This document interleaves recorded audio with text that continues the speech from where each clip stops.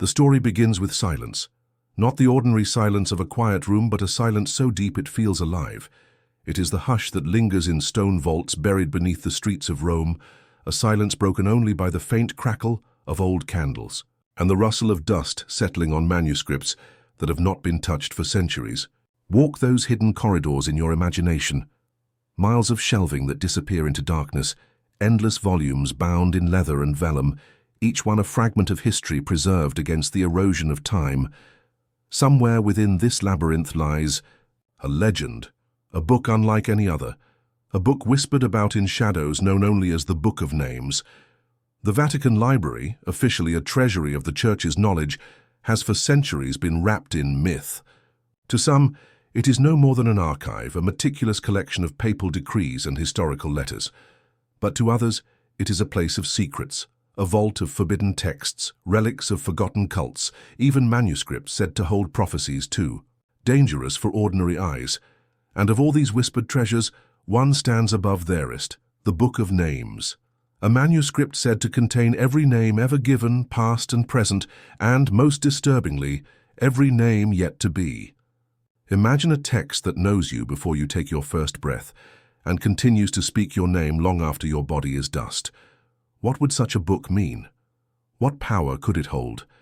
These questions hover like ghosts around the edges of its legend. Some claim it is an angelic registry, a divine census written in heaven and smuggled into earthly hands. Others call it a cursed codex, compiled by forbidden sects that believed names themselves carried supernatural power.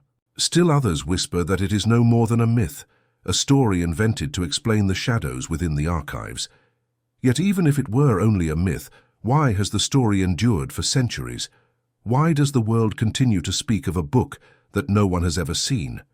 Names have always held power. In ancient Mesopotamia, to know the secret name of a god was to hold dominion over him. In Egypt, a pharaoh's name was carved in stone so that his soul would endure as long as the glyphs survived. In Jewish tradition, the ineffable name of God was guarded so fiercely that to utter it was to risk death. Even today we sense the weight of names. They bind us to our families, to our nations, to our histories. They shape identity in ways we can scarcely measure. To be nameless is to be invisible, and to lose one's name is to vanish from memory. A book that gathers every name, then, is not just a record, it is a mirror of existence itself. But the Book of Names is not opened. It sleeps in silence, locked, in the deepest reaches of the Vatican's vaults. And so the mystery grows. Why keep such a book hidden? If it exists, why should no one see it? The Church, after all, has preserved countless manuscripts that were once considered dangerous. Heresies are catalogued.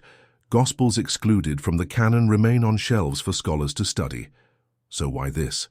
Why a secrecy so total that not even the most devoted researchers are allowed to glimpse its pages?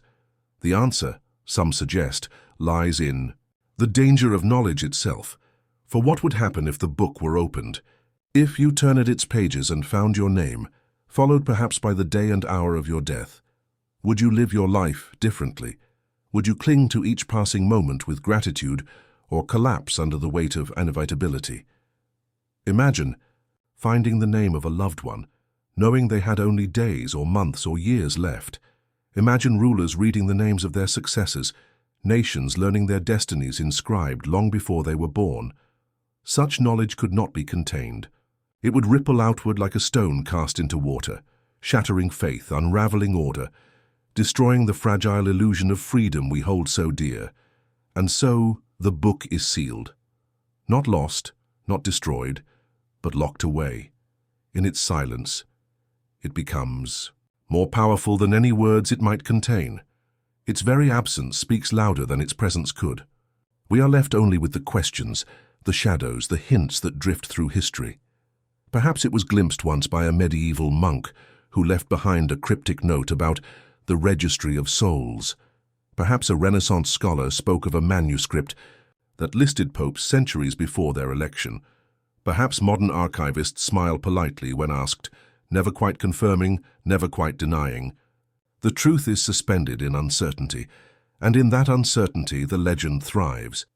To think of the book is to feel the pull of paradox. We long to know what it contains, yet we fear what it might reveal. We are drawn to the possibility of certainty, yet we cling desperately to the gift of mystery. Perhaps that is why the story endures, because it speaks to something ancient within us, something that recognizes the terrible beauty of not knowing. We are creatures of curiosity, but also of hope, and hope cannot survive in a world where every ending is already written. So the book sleeps, and as we stand at the threshold of its legend, we are invited into a different kind of journey, not one that seeks to prove or disprove its existence, but one that asks what it means to believe in such a possibility.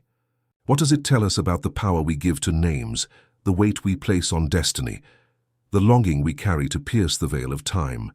In this way, the Book of Names is less an object than a mirror, reflecting our own hunger for meaning, our fear of fate, our trembling desire to know what we are not meant to know. And so the introduction closes as it began, with silence. A silence echoing beneath Rome, where stone vaults hold their secrets and candlelight flickers across locked doors. Somewhere, in the darkness, the Book of Names rests unseen, unopened, untouched. Perhaps it is real, perhaps it is myth. But whether it exists in parchment and ink or only in imagination, its presence is felt. It waits in silence, and in that silence it whispers, not with words but with questions. What is the power of a name? Could it define not only who we are, but who we are destined to become? And if such a book truly lies beneath Rome, why must it never be opened? The story begins here, with a mystery too heavy to touch, too dangerous to read, too sacred to destroy. A mystery that will draw us deeper, into the labyrinth of history, myth, and faith. A mystery that, even in its silence, refuses to be forgotten. Beneath the sunlit plazas of Rome, beneath the golden domes of basilicas and the murmur of pilgrims moving through St. Peter's Square, there lies another world, hidden, silent, and almost invisible. Most visitors to the Vatican see only the splendor above ground, the museums gleaming with marble, the paintings that glow in soft candlelight, the gilded chapels echoing with music. But under these treasures, under the stones polished smooth by centuries of footsteps, are corridors that few will ever enter. These are the secret archives of the Vatican, a labyrinth of darkness where history itself is locked away. Imagine descending stone steps worn down by generations of archivists, the air cooling as you move farther from the light. The sound of the city above fades, replaced by the hush of stillness so complete it almost hums in your ears. The walls are lined not with brick alone, but with doors, iron-bound, unyielding, each one leading into chambers where the past sleeps. Beyond them rest shelves upon shelves of manuscripts, a collection so vast that it defies imagination. By some estimates, there are more than 80 kilometers of shelving here, an underground kingdom of parchment and ink, where every step carries you deeper into memory. The archives are not like an ordinary library. They are not open to casual readers or wandering tourists. Only a handful of scholars, carefully vetted, are permitted entry, and even then their access is restricted to specific documents requested in advance.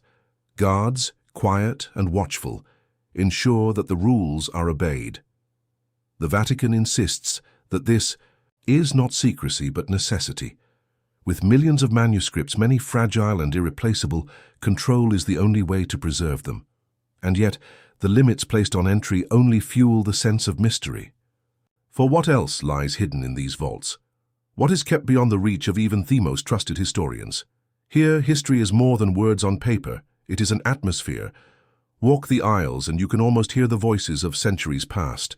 Kings petitioning popes, generals begging for blessing, entire nations defined by inkstrokes on parchment.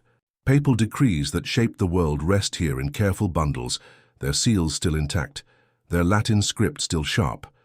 Letters from emperors, pleas from saints, reports of missionaries in distant lands, every fragment of human ambition and faith is captured in these pages. It is a place where you do not simply read history, you breathe it.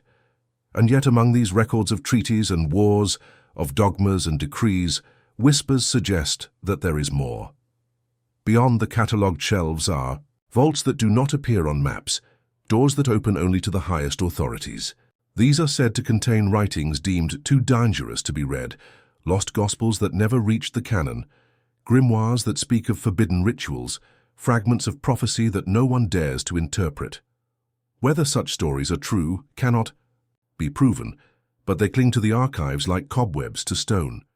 For centuries, travelers and scholars alike have emerged from Rome speaking of things half seen, half heard, glimpses of documents they were not meant to find. The architecture itself seems to support these tales. The corridors stretch on in uncanny silence, their walls punctuated by heavy iron doors with locks so old they seem eternal. Some rooms are vast, lined from floor to ceiling with manuscripts bound, in leather that has darkened with age. Others are narrow, lit only by the flicker of lamps, their shelves pressed close, as though trying to squeeze eternity into the smallest possible space. It is said that some doors are never opened, their contents sealed away by papal decree centuries ago. To stand before them is to feel a presence, not of the divine but of history that has been deliberately hidden, history that someone decided the world should not know. Those who have walked these halls speak of the peculiar sensation of being watched, not by guards or archivists, but by the manuscripts themselves. Each document carries within it the lives of those who wrote and read it, the shadows of decisions that shaped nations, the echoes of voices long dead. And in that sense, the archives are not merely a collection, but a presence, a living memory, vast and silent, pressing in from every side. In such a place, the line between legend and reality blurs, and it is easy to believe that a single book, bound in mystery, could lie hidden among the countless others. But what kind of book could command such secrecy? After all, the archives already hold documents of immense power, treaties that ended wars, excommunications that toppled kings, letters that swayed the course of empires. Yet all these are acknowledged, catalogued, studied by scholars. The suggestion of something beyond them, something so dangerous it cannot even be named, creates an unease that lingers. It is here, in these whispers, that the legend of the Book of Names takes root. The Book of Names is said to rest in the deepest vault, guarded not only by locks and walls, but by silence itself. It is not catalogued, not mentioned in the indexes, available to researchers. Those who believe in its existence claim it has been deliberately hidden, its presence acknowledged only by a select few within the Church. The Vatican, of course, denies it, as it denies so many of the more colorful legends surrounding the archives. Yet the denial itself raises questions. For why would a myth survive so persistently, passed down through centuries, if there were no ember of truth at its core? Consider the psychology of the archives, a place already wrapped in secrecy, already burdened with the aura of forbidden knowledge. Every locked door becomes an invitation to imagine, every denied request an opening for speculation. Within such a setting, a legend like the Book of Names does not need to be proven to be powerful. Its very possibility is enough to haunt the imagination. If the archives are the body of history, then the Book of Names is its ghost, unseen, intangible, but always present, drifting just beyond reach. The importance of this section lies not only in describing the archives, but in grounding the legend in a real and credible place. The Vatican's underground labyrinth is no invention. It exists, massive and mysterious, accessible only to the few. Its scale alone suggests that secrets could be hidden there without ever being uncovered. 80 kilometers of shelving is more than enough to lose a single manuscript, or to hide it in plain sight, filed under some obscure code that only a handful of archivists understand. And so the question arises, if the Vatican wished to conceal a book that could unravel the very fabric of human belief, could it not do so here, beneath the city of Rome, where no sunlight reaches and no casual visitor strays? The corridors stretch, on, winding deeper into shadow. The lamps flicker, and the silence presses heavier. Somewhere in this labyrinth, amid records of kings and councils, the legend insists that the Book of Names lies waiting. Not a record of treaties or papal decrees, not the history of nations, but something far greater. A registry of eternity itself. A book that knows every name ever spoken and every name yet to come. It is here, in the vaults beneath Rome, that our journey truly begins. For if such a book exists, it must be hidden here, among the endless shelves behind the iron doors that resist even the most patient key. And if it does not exist, then it is this place that gave birth to the legend, nurturing it in the silence, feeding it with the shadows that cling to every page. Either way, the mystery cannot be separated from the archives, for the archives themselves are the soil in which it grows. As we leave these underground corridors in our imagination, one question lingers. What else lies behind those locked doors? And if the Book of Names is truly there, sleeping in the silence, why has it never been opened? Legends do not rise from nothing. They cling to the edges of truth like ivy to stone, winding themselves into history until no one can tell where the wall ends and the vine begins. Among the countless rumors that surround the Vatican's hidden vaults, one legend stands above all others, the Book of Names. Its title alone stirs unease. A book that holds names, what could be more ordinary? And yet, in the language of faith and myth, names are never ordinary. They are keys, they are doors. To know the true name of a thing, ancient sages taught, is to wield power over it. If such a book exists, a volume inscribed with every true name that ever was and ever will be, then it is not a manuscript, but a mirror of creation itself. Whispers of this book speak of pages bound not in leather but in silence, its script neither Latin nor Greek but something older, more primal, a language said to have been taught by angels to the first scribes. Some say the book was delivered to humanity by divine messengers and entrusted to the Church to keep safe from profane eyes. Others suggest it is no divine gift at all, but a dangerous relic of forbidden knowledge, hidden when the canon of Scripture was sealed, banished for fear of what it could unleash. In both stories, one truth remains constant. The book is locked away, never meant to be opened. What makes the legend so haunting is the nature of its contents.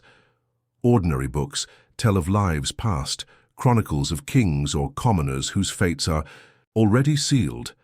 But the Book of Names is said to record not only the dead, but the living and even the unborn, every human soul, written in an order unchanging and eternal. Your name, my name, the names of those who will walk this earth centuries after we are gone. To touch such a text would be to stand before the map of destiny itself. And with that thought comes the chill of dread. Imagine running your finger down the pages, scanning line after line until you find your own name. What would it reveal? The date of your birth, perhaps, but also the date of your death, the manner of your end, the measure of your days. The book would not lie, for it is said to be incapable of error. To see your name, there is to see the sentence of time itself, inscribed before you were even conceived. Could any heart endure such knowledge? Could anyone live freely after reading it, knowing that their every step, every breath was already written? It is sheer that awe gives way to terror. For if the book exists, then free will becomes an illusion. Fate is not a river shaped by our choices, but a road already paved, stretching far beyond our sight. Philosophers and theologians have wrestled with this paradox for centuries, trying to balance divine omniscience with human freedom. But the Book of Names gives no room for argument. It does not suggest or predict, it declares. It fixes every life like Aster in the firmament, each name shining for a set span before winking into silence. To hold such knowledge would not only unmake the courage of men but unravel the very fabric of faith. This, perhaps, is why the legend insists that the Church keeps the book sealed away. The Vatican, according to whispers, preserves it not as a treasure, but as a burden. A thing too holy or too terrible for mortal eyes. To reveal it would be to risk despair on a scale beyond imagination. For what would happen if the powerful, the rulers of nations, could search its pages? They would know which heirs would survive, which rivals would die, which wars were doomed before they began. Kings would rise and fall not by strategy or strength, but by the knowledge of names. And in that knowledge, tyranny would find its surest weapon. But there is another, quieter reason offered by storytellers. The Church keeps the book hidden, they say, because it is unfinished. The names yet to be born are still being written, letter by a hand unseen. The book is not static but alive, expanding with every breath drawn upon the earth. If this is true, then the Book of Names is not a relic, but a living testament, one that grows as humanity grows, unending until the last soul is born. Who could bear witness to such a miracle? Who could stand in the presence of a manuscript that writes itself with the rhythm of creation? The fascination with this book is not new. Traces of its legend can be found scattered through ancient traditions. In Jewish mysticism, there is the Sefer HaChaim, the Book of Life, in which God inscribes the names of the righteous during the high holy days. In early Christian texts, too, echoes of such a record are found. The Lamb's Book of Life, mentioned in the Book of Revelation, where the saved are written. Even in Islamic tradition, there are hints of a celestial register, where the deeds of every soul are recorded in scrolls that will be opened on the day of judgment. It seems humanity, across cultures and centuries, has always dreamed of a book that bears the weight of identity and fate. But the Book of Names, as the Vatican legend frames it, is different. It is not merely a record of righteousness or sin. It is not a moral ledger or a balance sheet of virtue. It is existence itself, the act of being translated into ink, where the Book of Life is selective, the Book of Names is absolute. No one is excluded. The wicked and the good, the forgotten and the celebrated, all are bound together in its pages. To open it is to open the totality of humanity, a vision so vast that no single mind could endure it. And so the question arises, where did this legend come from? Was it born from the faint echoes of those older scriptures whispered into shape by monks who dreamed too long among the shelves? Or does it point to something real, a manuscript that some long-dead pope decreed must never see the light? The origins are as murky as the corridors of the archives themselves. Some claim the first mention came in the 13th century, when a German mystic wrote of a hidden register preserved in Rome. Others trace it back further, to the early councils of the Church, when forbidden gospels were burned or sealed away. And still others suggest the idea is older than Christianity, a remnant of Babylonian or Egyptian thought, carried forward in secret until it found its final home beneath the Vatican. Whatever its source, the legend persists, clinging like a shadow to the walls of the archives. Every few decades, a rumor flares anew, of a scholar who glimpsed a strange codex, of a priest who spoke too freely, of a slip of parchment that hinted at something too vast to name. The Vatican, for its part, remains silent, neither confirming nor denying, as it has with so many other mysteries. And in that silence the legend grows. The Book of Names, whether real or imagined, has become more than a rumor. It is a mirror of our deepest anxieties. For what terrifies us more than the loss of choice, the possibility that our fates are already sealed? And what comforts us more than the thought that our names, our fragile, fleeting selves, are known, remembered, inscribed forever in some eternal ledger? The paradox of the legend is that it offers both despair and hope, fear and solace, bound together in a single volume. To believe in it is to believe that no one is forgotten, that every life matters enough to be written. But to believe too much is to shiver at the thought that nothing we do can ever change the ending. Thus the legend holds us suspended between awe and dread, between longing and terror. We lean toward it even as we recoil. We want to know what lies in its pages, and yet we are grateful the book remains unopened. For perhaps it is not the sight of the names themselves that would undo us, but the simple fact of knowing that such a record exists. The silence of the Vatican vaults becomes then a mercy, a shield between us and the unbearable truth. As we linger on the thought of this book, the air around us seems to shift. We imagine a lone archivist, lamp in hand, pausing before a door heavier than the rest. A key turns, a hinge groans, and within lies a single manuscript resting on a stone pedestal. Its cover is plain, perhaps even unremarkable, yet the air hums with a weight that no parchment should bear. The archivist does not touch it.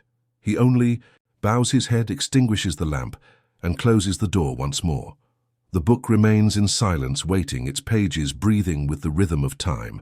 This is the power of the legend. Whether or not the Book of Names exists in ink and paper, it exists in us, in the way we wonder about fate, in the way we long to be remembered, in the way we fear the finality of death. It is less a manuscript than a mirror, reflecting our deepest hopes and fears. And as with all great mysteries, the not knowing is what keeps it alive. For perhaps the book does not need to be opened. Perhaps its true purpose is to remind us that our names, fragile as they seem, carry a weight far beyond firmament. To speak a name is to call a soul into being. To remember a name is to grant immortality.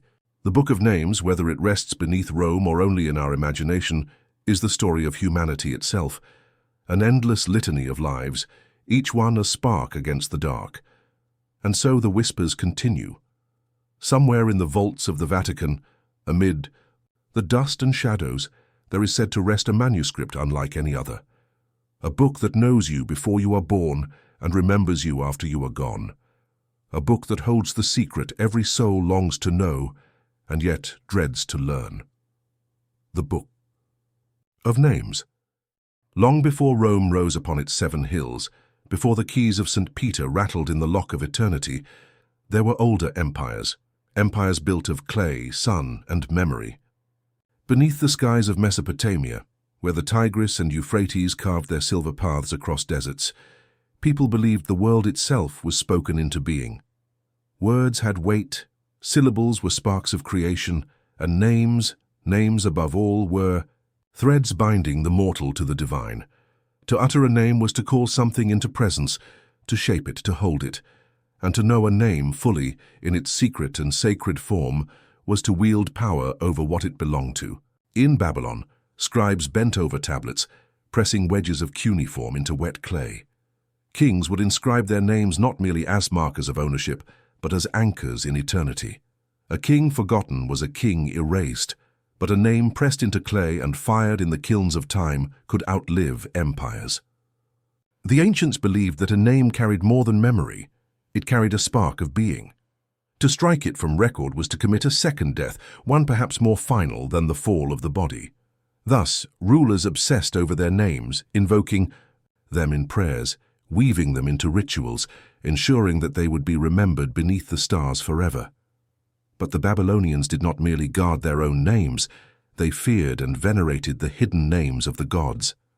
It was whispered that each deity had 2 names, the one spoken in worship, and the true name known only to the gods themselves and to those rare priests initiated into mystery. To know the secret name of a god was to command his essence, to call him not as a distant star but as fire in the palm of your hand. Such knowledge, jealously guarded, was locked within the temples and carved into hidden tablets. Those who sought it without permission risked ruin, for to misuse a divine name was to tear a hole in the fabric of order itself. From Babylon we turn to Egypt, where names bore even greater mystery. The Egyptians believed every person carried 3 identities, the body, the soul, and Theron, the name. To preserve one's Ren was to preserve life itself. Hieroglyphs carved onto tombs, names etched in gold upon sarcophagi, whispered invocations in funeral rites, all were done so that the Ren would not fade. If the name was forgotten, if it was not spoken, then the spirit would wander lost, unable to reach eternity. Thus memory and afterlife were bound together in the fragile thread of a name. And as with Babylon, the Egyptians too believed the gods, kept secret names. Consider the tale of Isis and Ra. Ra, the great sun god, bore a hidden name that contained his full essence. Isis, desiring power, tricked Ra into revealing it. With his true name in her grasp, she gained dominion over the sun himself. The myth tells us something profound, that the secret of power lies not in wealth or armies, but in the knowledge of names. And so, whispered through the ages, the belief grew that somewhere there could exist a register of all names, written not by men but by eternity itself. The echoes did not end with Egypt or Babylon. When the Hebrew prophets spoke of the Sefer HaKam, the Book of Life, they drew upon the ancient sense that divine order was recorded, and names were the ink of destiny. In Exodus, Moses pleads with God to blot out his name from the book if Israel is not forgiven. The Psalms sing of names inscribed among the righteous. In Daniel we read that those whose names are found in the book shall awake to everlasting life. Always the power rests in inscription. the written name, eternal, untouchable, held in a divine archive. By the time Christianity emerged, the concept of sacred registries was deeply rooted in the cultural soil of the ancient world. To early Christians, names carried spiritual weight. Baptism was not only a ritual cleansing, it was a naming, a sealing of identity in the eternal record. The Book of Life became a central metaphor, its pages a promise that one's existence was not lost in the chaos of time, but carefully preserved in God's keeping. Yet, woven among these promises was a darker thought. If there is a book of life, might there also be a book of all names? Not merely the righteous, but everyone. Those yet unborn, those long dust, those whose destinies had not yet unfolded. This thought terrified as much as it awed. If such a book existed, what did it mean for free will? If your name was already inscribed with a destiny, then were you truly free? Was life a script you only performed while eternity turned the pages behind the curtain? For some, this idea was heresy. For others, it was a mystery too profound to reject. The earliest church wrestled with these questions in silence, fearing that too much speculation might lead believers into despair. Yet rumors endured that somewhere, perhaps, in hidden scrolls or forbidden gospels, there was mention of a register beyond salvation, a book that catalogued every breath, every heartbeat, every life. The fascination with names as vessels of fate persisted. In the desert communities of early Christianity, the monasteries of Egypt, the ascetics of Syria, monks chanted names like mantras, repeating them as though each repetition carved the soul deeper into eternity. In apocryphal texts, angels are described as keepers of names, carrying them upward into heavenly ledgers. And in mystical strands of Judaism and Christianity, the act of naming became a form of magic, a way to call upon forces unseen. Consider this. When a priest calls your name in baptism, it is not merely an announcement, it is a binding, a recording, a claim that this name now belongs to the eternal book. Likewise, to be excommunicated was to be cast out not only from the church but from the eternal record, your name erased from the pages of heaven. The church understood the power of the written name and feared it. And so, by the time Rome inherited the mantle of empire and faith alike, the idea of a universal registry was more than plausible. It was inevitable. If Babylon dreamed of it, if Egypt feared it, if Israel prayed for it, then surely the Vatican, guardian of the world's holiest texts, could be the final keeper. Here we stand at the threshold. From clay tablets pressed in Babylon to papyrus scrolls buried in Egyptian tombs, from the Psalms to the prophets to the whispered chants of desert monks, the echo of the Book of Names resounds. Always the same question remains: who writes it? Who holds it? And why must it stay hidden? The transition is clear. If the ancient world planted the seed, then Christianity, and later the Vatican itself, became the soil where it grew into legend. From here the trail carries us forward, into the shadowed halls of the early church, where forbidden gospels were buried and doctrine is sealed. If a book of names truly exists, it is not a sudden creation, but the heir of a lineage stretching back to the dawn of civilization itself. The centuries after Christ's death were neither quiet nor certain. They were an age of fire and parchment, of whispered visions and shouted debates, of apostles' disciples carrying fragile letters across seas while emperors eyed the growing sect with suspicion. Christianity did not arrive in the world as a finished cathedral.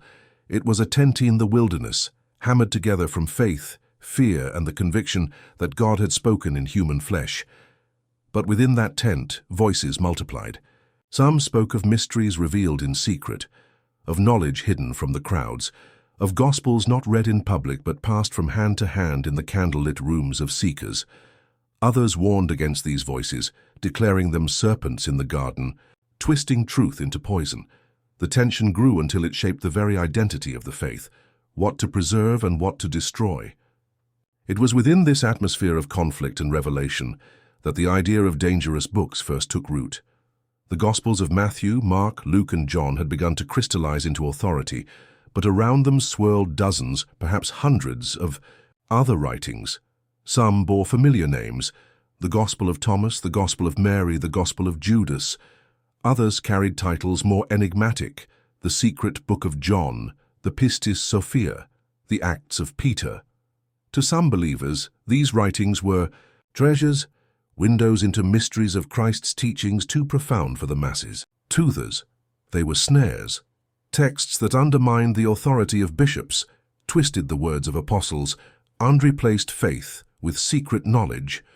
The Gnostics, those seekers of hidden wisdom, were at the heart of this struggle.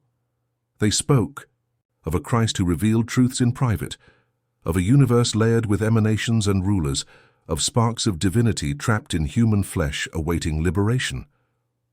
Salvation, in their eyes, came not only through faith or sacraments, but through gnosis, knowledge, secret and transformative. And that knowledge was written, passed along in fragile codices that spread from Alexandria to Antioch, from Rome to the deserts of Egypt. The bishops who sought to build a unified church saw in this a threat. If salvation lay in knowledge possessed by the few, what became of the many? If Christ had spoken one message in public and another in private, how could unity survive? Councils were called, letters written, sermons preached in warning. The Gospel of Thomas might preserve sayings of Christ, but stripped of the cross and resurrection, it painted a picture of a teacher of riddles rather than a savior. The Gospel of Judas portrayed the betrayer not as villain, but as favored disciple. To preserve these was to fracture the faith. To destroy them was to risk silencing something truly divine. Here lay their dilemma. The early church knew the danger of texts. Books had the power to inspire faith, but also to ignite heresy. They could unify, but they could also scatter. To copy a text was to give it life. To burn it was to attempt to erase it. And yet, even in burning, memory lingered, whispers survived, and the sense grew that somewhere hidden away, the forbidden still lived. It is within this context that the legend of a book of names could have been born or rediscovered. Imagine the early bishops hearing of such a manuscript, a text that claimed to list every soul who had ever lived or would live. To the Gnostics, it would have been the ultimate treasury of gnosis, a key to unlock destiny itself. To the Orthodox leaders, it would have been peril incarnate, a book too heavy for human hearts, a text that would shatter faith in freedom and replace it with dread. If such a manuscript ever surfaced, it could not have been left in circulation. It would have been seized, perhaps copied in secret by a monk sworn to silence, then locked away in some bishop's chest or hidden in a desert cave. Consider the drama of the councils that defined orthodoxy. Nicaea in 325, Constantinople in 381, Chalcedon in 451. Bishops gathered from across the empire, each bringing not only scripture but stories, rumors, and private texts. They argued over the nature of Christ, the words of the creed, the books to be read in churches. Behind their debates lurked the silent question: which writings were safe for the faithful, and which were too dangerous? Every exclusion hinted at a secret, every suppression at a buried treasure. And if amid these debates whispers of a book of names were raised, the bishops would have recognized at once the peril.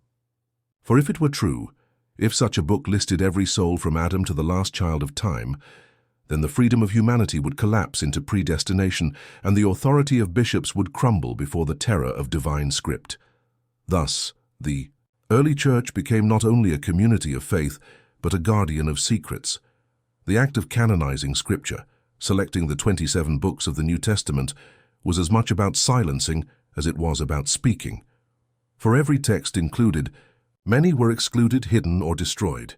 And yet, we know from discoveries like the Nag Hammadi Library in 1945 that suppression was never total. In earthen jars buried in Egyptian sands, entire Gnostic Gospels slept for centuries, awaiting rediscovery. What else, then, might lie buried still? Could the Book of Names, if it existed, have been hidden in similar fashion, sealed away by those who feared its power but dared not burn it? The tension of those centuries is palpable. Picture a small community in Alexandria, huddled at night, reading a gospel that spoke of names written before time began. Picture, too, a bishop receiving word of such a text, his heart heavy with dread. Should he order it burned, or should he lock it in the church's treasury, To be guarded until the end of days, we cannot know. But what we do know is that the early centuries of Christianity were filled with precisely such decisions, and each decision carried echoes down the centuries. The heresies that swirled around the church were not mere intellectual games, they were existential battles. The Arian controversy, whether Christ was fully divine or a created being, shook empires. The Donatist schism divided North Africa. Nestorians and Monophysites argued over the very nature of Christ's body. Each dispute threatened not only doctrine but unity, not only theology but empire itself. And always, books were at the heart of the matter. For every heretic had texts, every council had canons, and every decision left behind a trail of manuscripts declared forbidden. In this furnace of conflict, the Church forged its identity as custodian. Dangerous texts were not simply destroyed. Sometimes they were hidden, kept in vaults, entrusted to monasteries, stored in archives that would one day become the Vatican's great libraries. The memory of dangerous knowledge was not erased, it was contained. And so, if the Book of Names was ever known, this is how it would have been treated, not burned for fear of erasing a work of divine origin, but sealed away, guarded as both treasure and threat. By the close of the 5th century, Christianity had triumphed over paganism, but it had paid the price of blood and secrecy. The Gnostic Gospels faded into the shadows, surviving only in fragments. Councils had spoken, orthodoxy had hardened. Yet, beneath the stone foundations of basilicas and the gold mosaics of cathedrals, the whisper endured. There are other books, books not meant for the faithful, books that contain truths too heavy for the common soul. Thus the stage was set for the Middle Ages. The Church, now allied with empire, carried not only the light of the gospel, but the burden of guardianship. Monasteries would become vaults, libraries would swell with volumes chained to desks, and the guardianship of dangerous knowledge would become a sacred duty.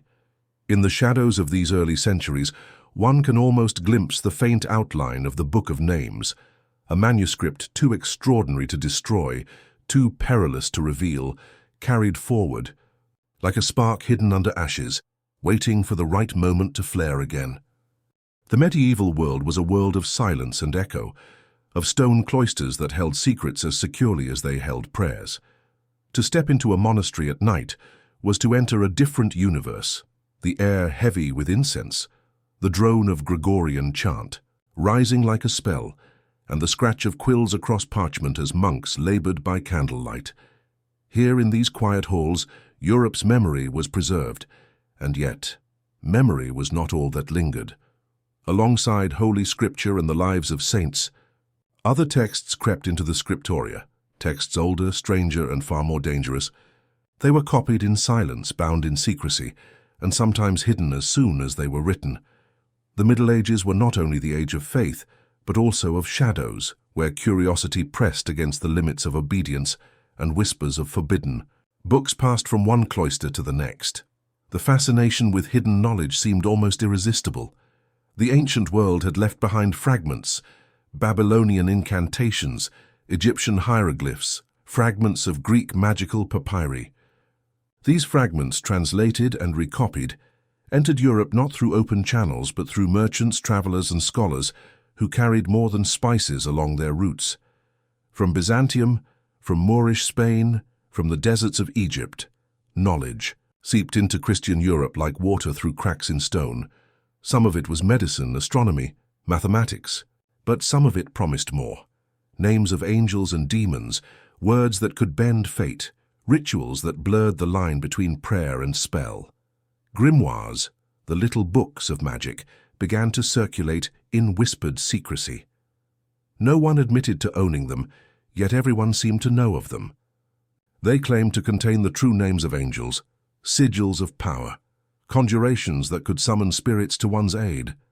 Some promised wealth, others promised love, and still others claimed to unlock divine mysteries. To possess such a book was dangerous.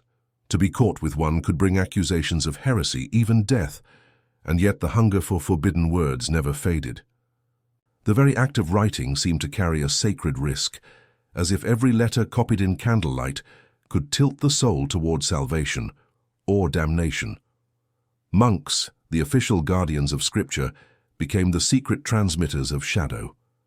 In scriptoria, where Gospels and Psalters were carefully illuminated, margins sometimes carried strange symbols: stars, serpents, inverted crosses, sigils of planets. Were these idle doodles, or fragments of dangerous knowledge smuggled into holy texts? Accounts from the age speak of monks who copied pages and claimed visions of fire and angels, while others were said to go blind or mad after glimpsing forbidden diagrams. To touch the wrong text was to risk more than error of doctrine. It was to risk one's soul. The atmosphere of the cloister intensified the danger. Imagine a winter night, the cloister halls echoing with chant. A single monk bent over a desk, the flicker of candlelight dancing across vellum. Before him lays a text wrapped in cloth, passed down with whispered warning: "This book is not to be read aloud nor shown to others." The monk hesitates, crosses himself, and begins to copy. Hours later, his brothers find him pale, trembling, muttering words in languages none of them know. Such stories spread, feeding the sense that books could wound, that letters could kill. They were not metaphors, but realities in a world where the unseen was as real as the visible. This was the Gothic atmosphere of medieval learning, half library, half labyrinth. The cloisters and cathedrals of Europe did not only ring with hymns, they throbbed with secrets. To the faithful, the Bible was enough. But to others, the restless, the curious, the ambitious, there had to be more. And in that hunger, manuscripts of forbidden power thrived. Lists of angelic names were treasured, for to speak the name of an angel was to call it. Lists of demonic names were feared, yet some copied them anyway, believing knowledge of the enemy gave strength. Between these poles of light and dark lay the possibility of a book of names unlike any other, a volume not limited to angels or demons, but one that contained the names of every soul. Whispers of such a book seemed natural in this world. If grimoires could preserve the names of spirits, why not of men? If angels themselves were said to carry books recording the deeds of mortals, why should not one book exist that contained the whole of history, from Adam to the Last Judgment? In monasteries where parchment was scraped and reused, where fragments of older texts emerged beneath new Gospels, the possibility of such a volume was tantalizing. A monk might stumble upon a half-erased name, wonder at its power, and imagine that behind every blot of ink lay a universe of destiny. Slowly, in rumor and in legend, the idea of the Book of Names took root. Europe itself seemed to feed the legend. The Gothic cathedrals rising between the 12th and 15th centuries were not merely houses of worship, they were books in stone. Their stained glass glowed with symbols. Their sculptures whispered of sins and virtues. Their very arches seemed to point heavenward in script. If God's name was written into the very stones of the church, how much more might other names be, written into hidden books? Pilgrims walking through candle-lit naves might hear a whisper from a priest, a passing rumor of a book chained in the Vatican vaults, too dangerous for eyes to see.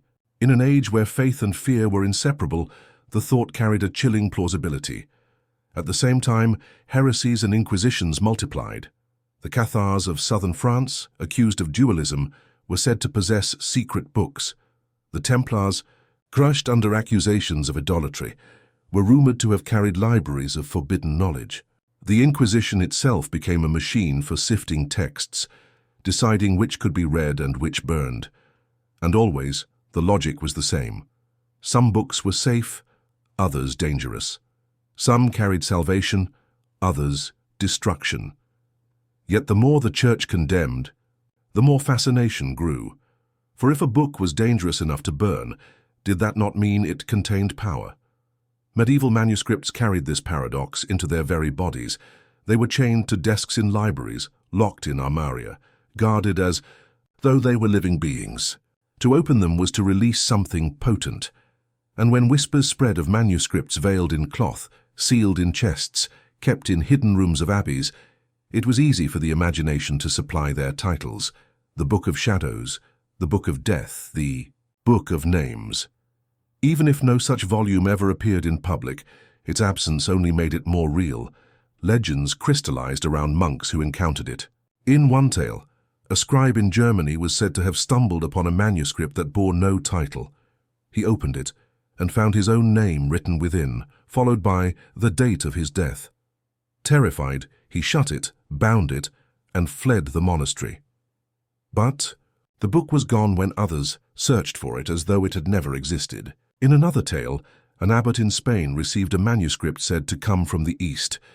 He read aloud from it, and within a week, plague broke out in his abbey, killing half his brothers.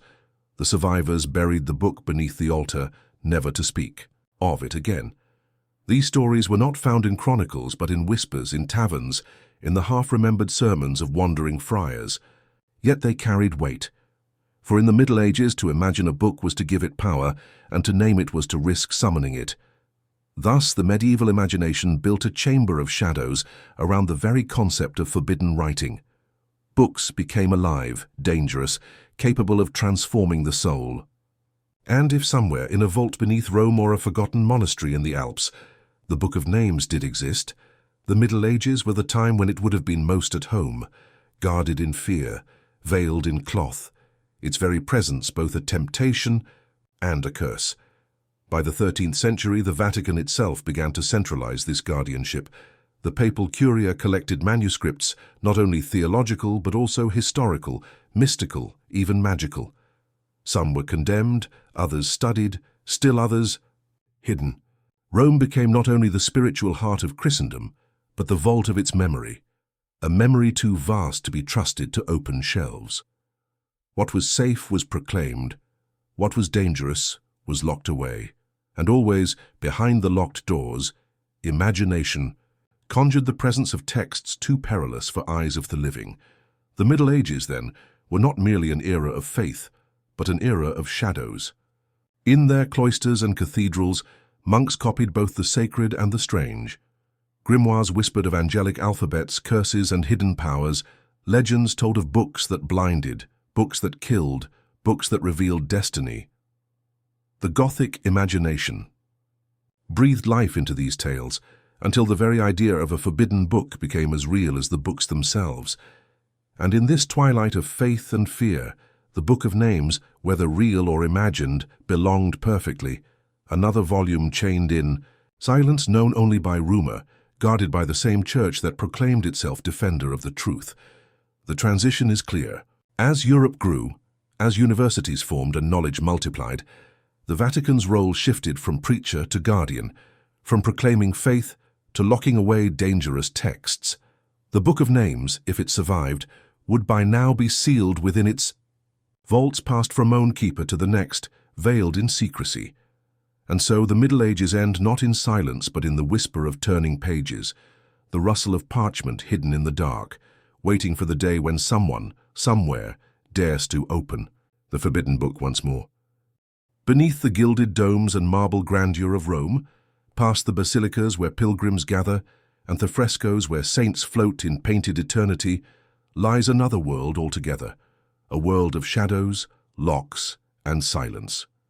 This world is the Vatican's secret library, known formally as the Archivum Secretum, though its title has often been mistranslated as the Secret Archives, giving rise to centuries of speculation. In truth, secretum meant something closer to private, a treasury, not meant for ordinary eyes. But as with many things cloaked in privacy, the very act of concealment invited rumor. To the curious mind, what could possibly justify miles of hidden corridors, chambers of manuscripts, and vaults so carefully guarded that only the select few may pass their thresholds? And if within these vaults rested a book so dangerous it could never be opened, the Book of Names, would that not explain the Vatican's air of perpetual secrecy? The story of the locked library is in many ways the story of the Church's uneasy relationship with knowledge itself. For centuries, knowledge was sacred, a flame to be guarded as much as shared. On one hand, the Church preserved countless works of antiquity, copying them patiently by hand, ensuring that Aristotle and Plato survived the fall of empires. On the other, it restricted certain texts, deciding which voices could be heard and which must be silenced. It was not a simple matter of censorship born from tyranny. It was, in the minds of the faithful, an act of protection. Souls were fragile, salvation precarious. To expose a believer to words that might erode their faith was to risk eternal damnation. Better perhaps to hide dangerous books away than to allow them to poison hearts. Yet this logic, when stretched across centuries, birthed a labyrinth of locked doors, shelves heavy with secrets, and legends of manuscripts that could alter the very foundations of belief. One of the Church's most powerful tools in this endeavor was the Index Librorum Prohibitorum, the Index of Forbidden Books. Established in the 16th century and lasting until 1966, it listed works deemed harmful to faith or morals. The names of authors appear like shadows cast across history. Galileo, Erasmus, Descartes, Voltaire. Some were heretics in the eyes of the Church, others simply dangerous thinkers whose ideas could unsettle doctrine. To appear on the index was to be declared spiritually radioactive. Yet the paradox was this: in banning a book, the Church often ensured its allure. People whispered of texts so potent that they were hidden away in the Vatican itself, locked in dark chambers, where only scholars, with special permission, might tread. The very existence of the index fed the idea that somewhere in those vaults might lie not just books of philosophy or science, but works of unspeakable mystery, books that could not simply be read, but that could reshape destiny. The Inquisition added another layer to this atmosphere of fear and fascination. Tasked with rooting out heresy, inquisitors often seized manuscripts from private collections, monasteries, and even nobles. Some were burned in public bonfires, others quietly catalogued and stored away. The inquisitors understood, perhaps better than anyone, the dangerous magnetism of the written word.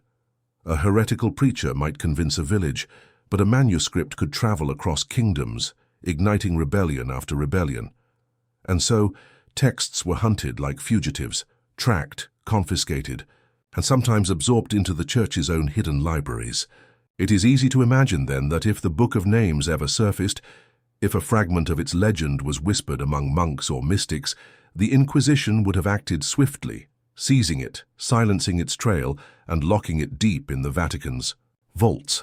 But secrecy breeds not silence, only speculation. Even as the Church locked its doors, stories slipped out like smoke through cracks. Scholars whispered of manuscripts no eyes were allowed to see, gospels describing Christ in strange ways, prophecies written in forgotten tongues, maps to places no longer marked in the world. For those outside the Vatican walls, the Archivum Secretum became a symbol of possibility, a great unknown into which all fantasies of forbidden knowledge could be projected. And among these, the Book of Names held a special place, because it was not merely a theological text, nor a prophecy, but something far more personal. If it existed, it contained you. Your name written in a hand not of this earth, your life set in a chronology that stretched before you were born and continued after you were gone. Few mysteries strike so deeply at the heart of human fear and longing. It is worth pausing to reflect on why such a book would need to be locked away at all. If its contents were real, to read it would be to collapse the veil of time. Imagine a pope opening its first page and reading not only the names of saints, long dead, but also the rulers of kingdoms yet unborn, the merchants of cities not yet built, the children of families not yet conceived. Such knowledge could fracture the Church itself.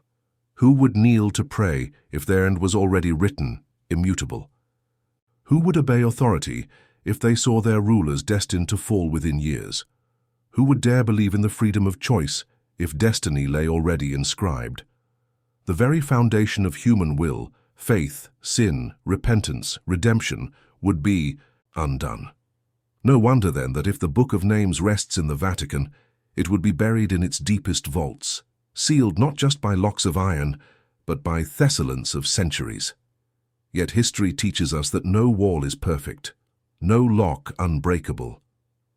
Rumors abound of scholars who glimpsed forbidden texts during moments of political upheaval, when papal power waned or archives were hastily moved. There are tales of a German monk in the 15th century who claimed to have seen a ledger of names that glowed faintly in candlelight. Others speak of a French cardinal in the 18th century who returned from Rome pale and speechless after days in the archives, refusing for the rest of his life to record what he had witnessed. Were these tales embellishments? Certainly.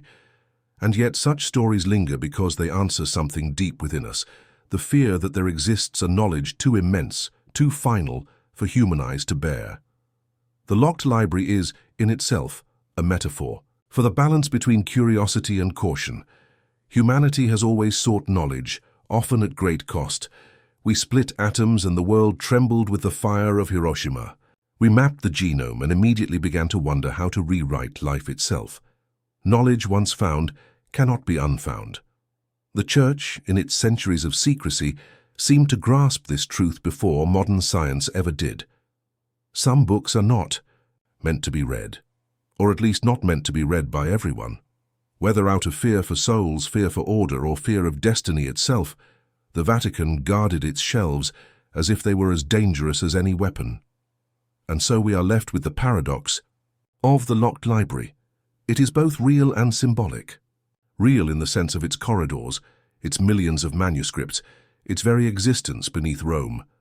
Symbolic in that it represents the human tension between wanting to know and fearing what knowledge may do. The Book of Names, if it lies anywhere, belongs to this paradox.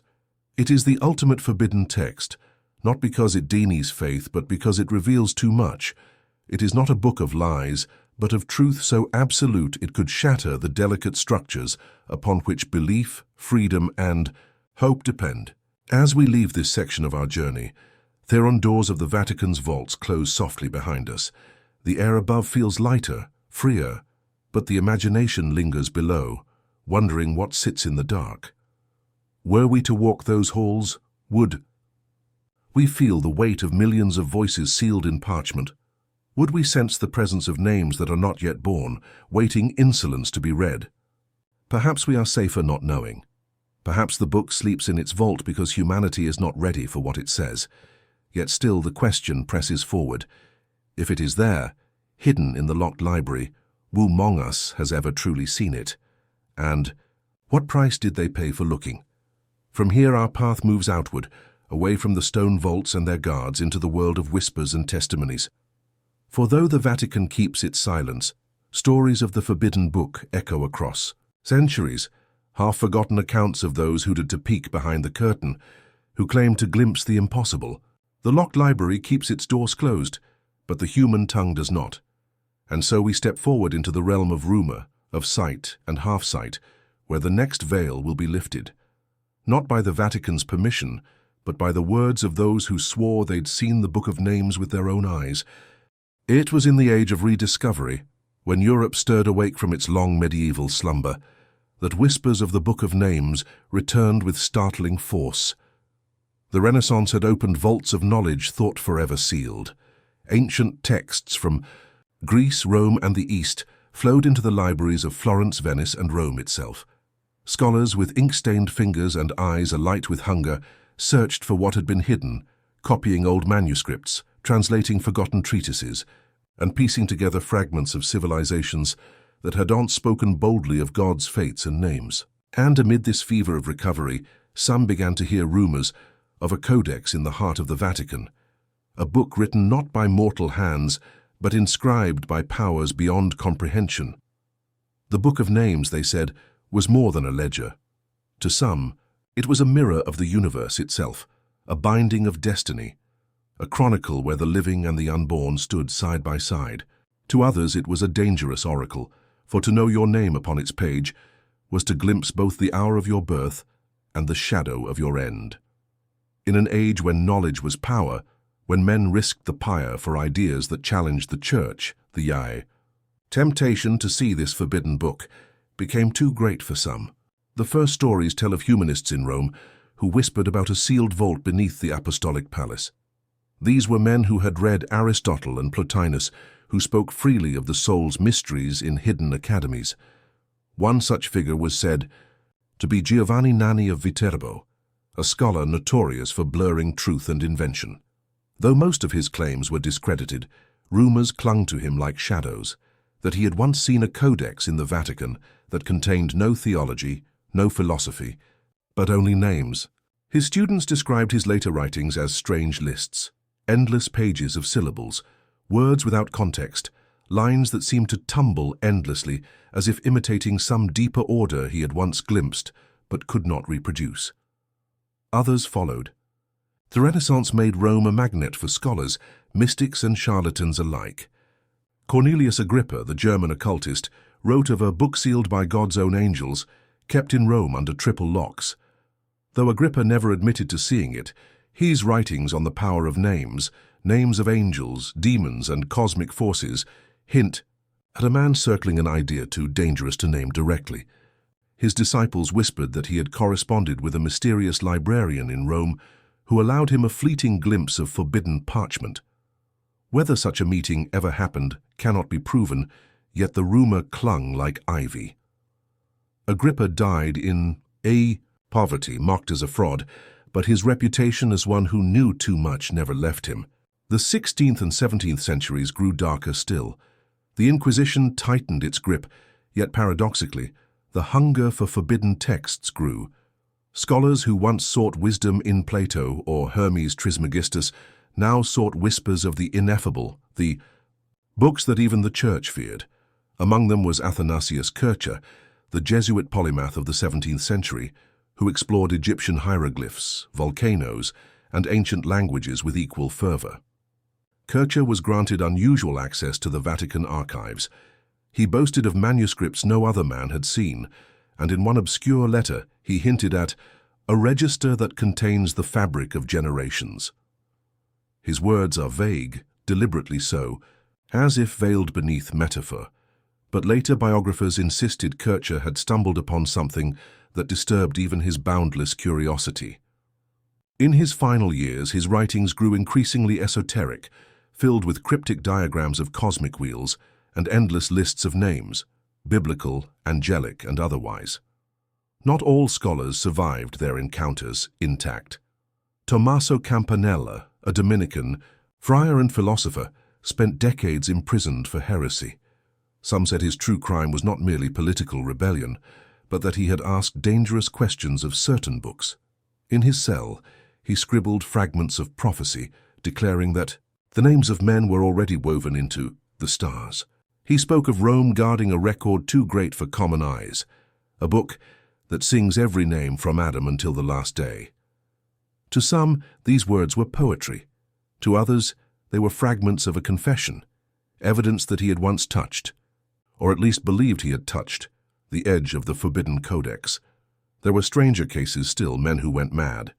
In Florence, a scholar named Matteo de Rossi was said to have disappeared into the Vatican for several weeks, granted temporary access to catalogue documents. When he returned, he spoke only in whispers, filling notebooks with endless lists of names he claimed were written already and could not be changed. His colleagues described his handwriting deteriorating into a frenzy of marks until the letters themselves dissolved into symbols no one could read. He died shortly after, some said, of fever, others of madness. His papers were confiscated by the Church and never seen again. What haunts these stories is not only the suggestion of a forbidden book, but the pattern, the way those who sought it seemed to unravel.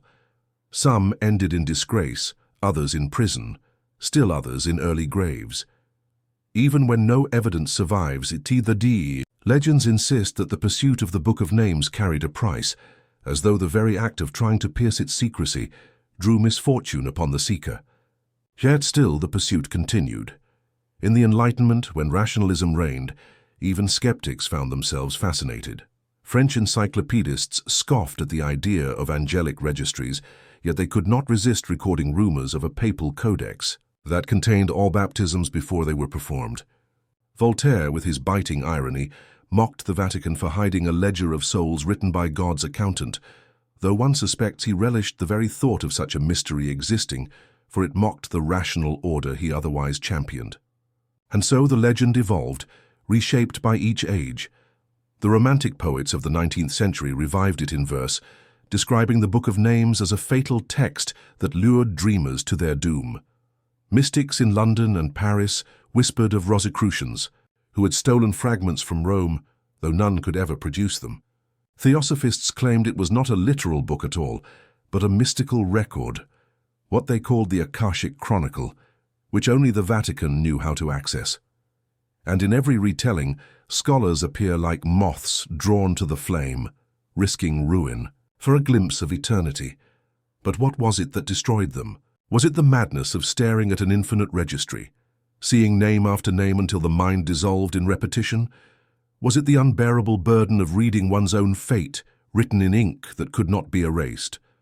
Or was it perhaps something subtler, the realization that knowledge is not freedom but a prison of certainty? To know all names, all endings, is to strip life of its mystery, to reduce existence to a line in a ledger. What joy, what love, what hope could survive in such a world? The scholars who try to see may never have touched the book itself. Perhaps they brushed only its shadow, its rumor, its myth. Yet in their restless pursuit, they left us with a haunting pattern, that to seek the book of names is to risk losing one's own. And so this section leaves us with a question, heavy and unresolved. If a text exists that already holds your name, your birth, your death, would you dare to read it? Would you risk your sanity, your faith, your very sense of being for the comfort or the terror of knowing? The scholars who tried to see could not resist, and many paid the price. Their footsteps lead us forward now, deeper into the mystery, toward the very heart of what names mean, and why they may be the most dangerous words ever written. In every culture, in every age, names have carried weight far beyond the mere sounds of speech. To name is to call forth, to summon, to define. To be named is to be recognized as real. Without a name, one is formless. With a name, one is bound. Into the fabric of memory, history, and destiny. From the very first cry of an infant, when the family places a name upon that fragile breath, to the last whisper over a grave, when a name is carved in stone, the syllables that mark us follow like a shadow across the span of life. It is this simple truth, that names are never neutral, that allows the legend of the Book of Names to burn with such enduring force. When we turn to the deep well of folklore, we see again and again that names are keys. In ancient Mesopotamia, the gods themselves were said to possess secret names, uttered only in the most solemn rites. To speak the hidden name of a deity was to gain access to its power.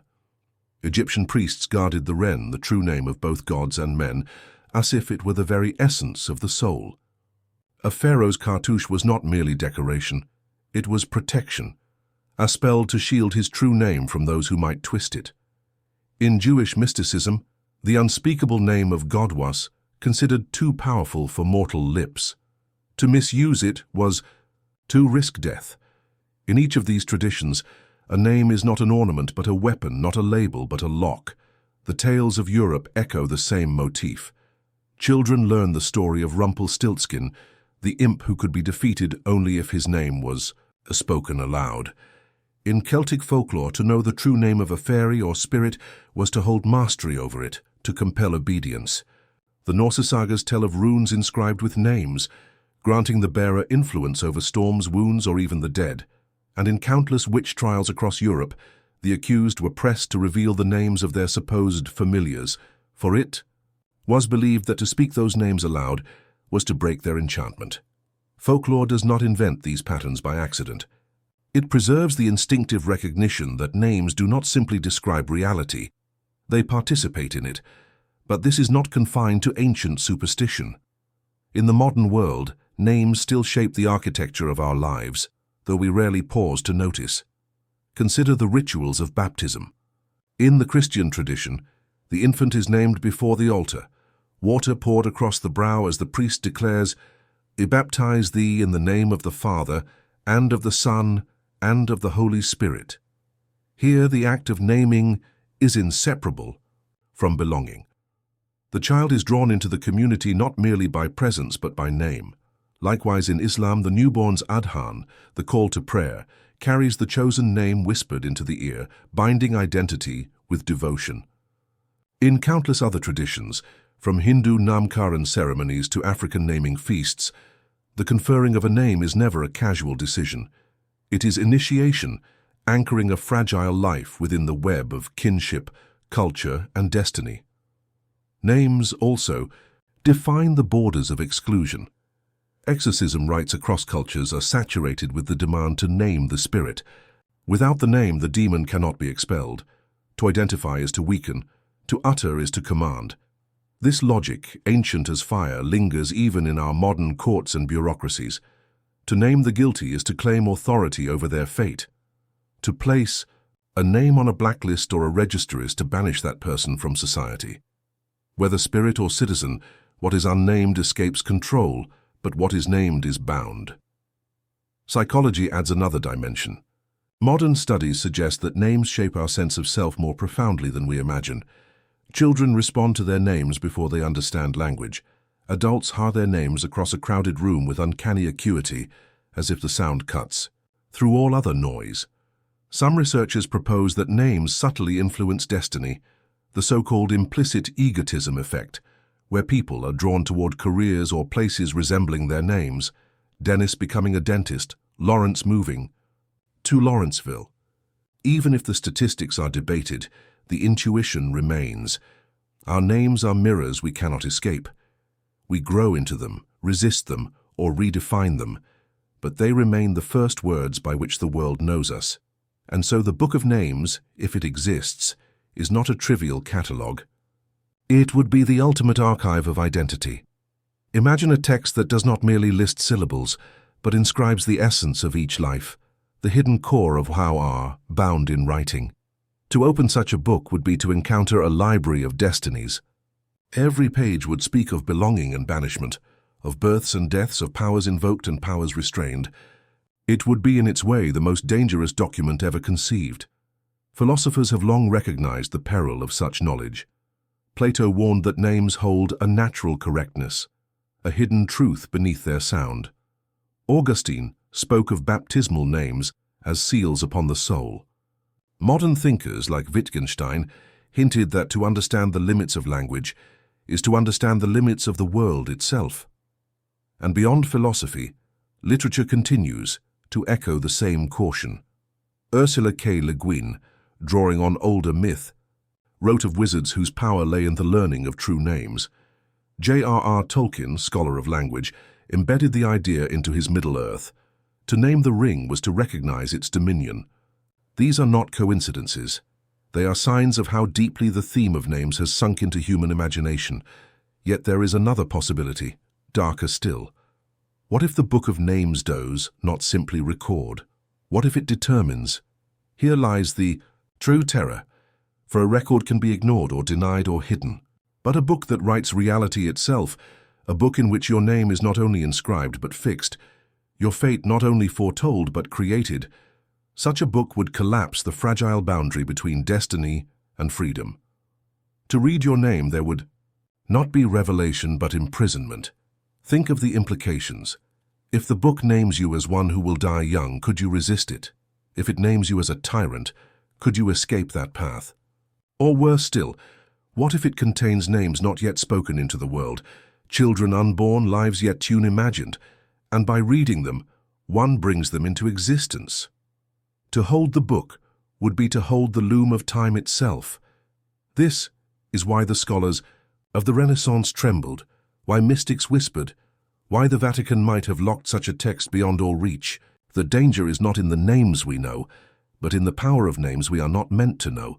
And yet even without the book, we live under the spell of names every day. Our lives are mapped by passports, licenses, signatures. Our reputations are bound to names in newspapers, names on certificates, names whispered in rumor. To lose one's name is to vanish. To have it stolen is to lose control of the self. In this sense, we are already inscribed in a book, if not in some celestial ledger, then in the archives of memory and record. We exist because we are named. Thus the meditation deepens. Perhaps the Book of Names, real or imagined, is only the mirror of what we already practice. Each culture, each ritual, each story reveals the same truth. Names are never idle. They are forces, levers, doors. To hold them all in a single book would be to hold the blueprint of humanity. No wonder those who glimpsed it went mad. No wonder the Vatican, if indeed it holds such a codex, has kept it sealed. And so we arrive at the threshold of the greatest question. If such a book lay before you, pages vast, ink eternal, would you dare to open it? Would you seek your own name, trembling, knowing that once seen it could not be unseen? Or would you close the cover, preferring mystery to certainty, freedom to fate? The Book of Names is not only a legend, it is a test. It asks what we believe about the power of words, about destiny, about ourselves. The story of names, then, is not about ancient superstition or forgotten rituals.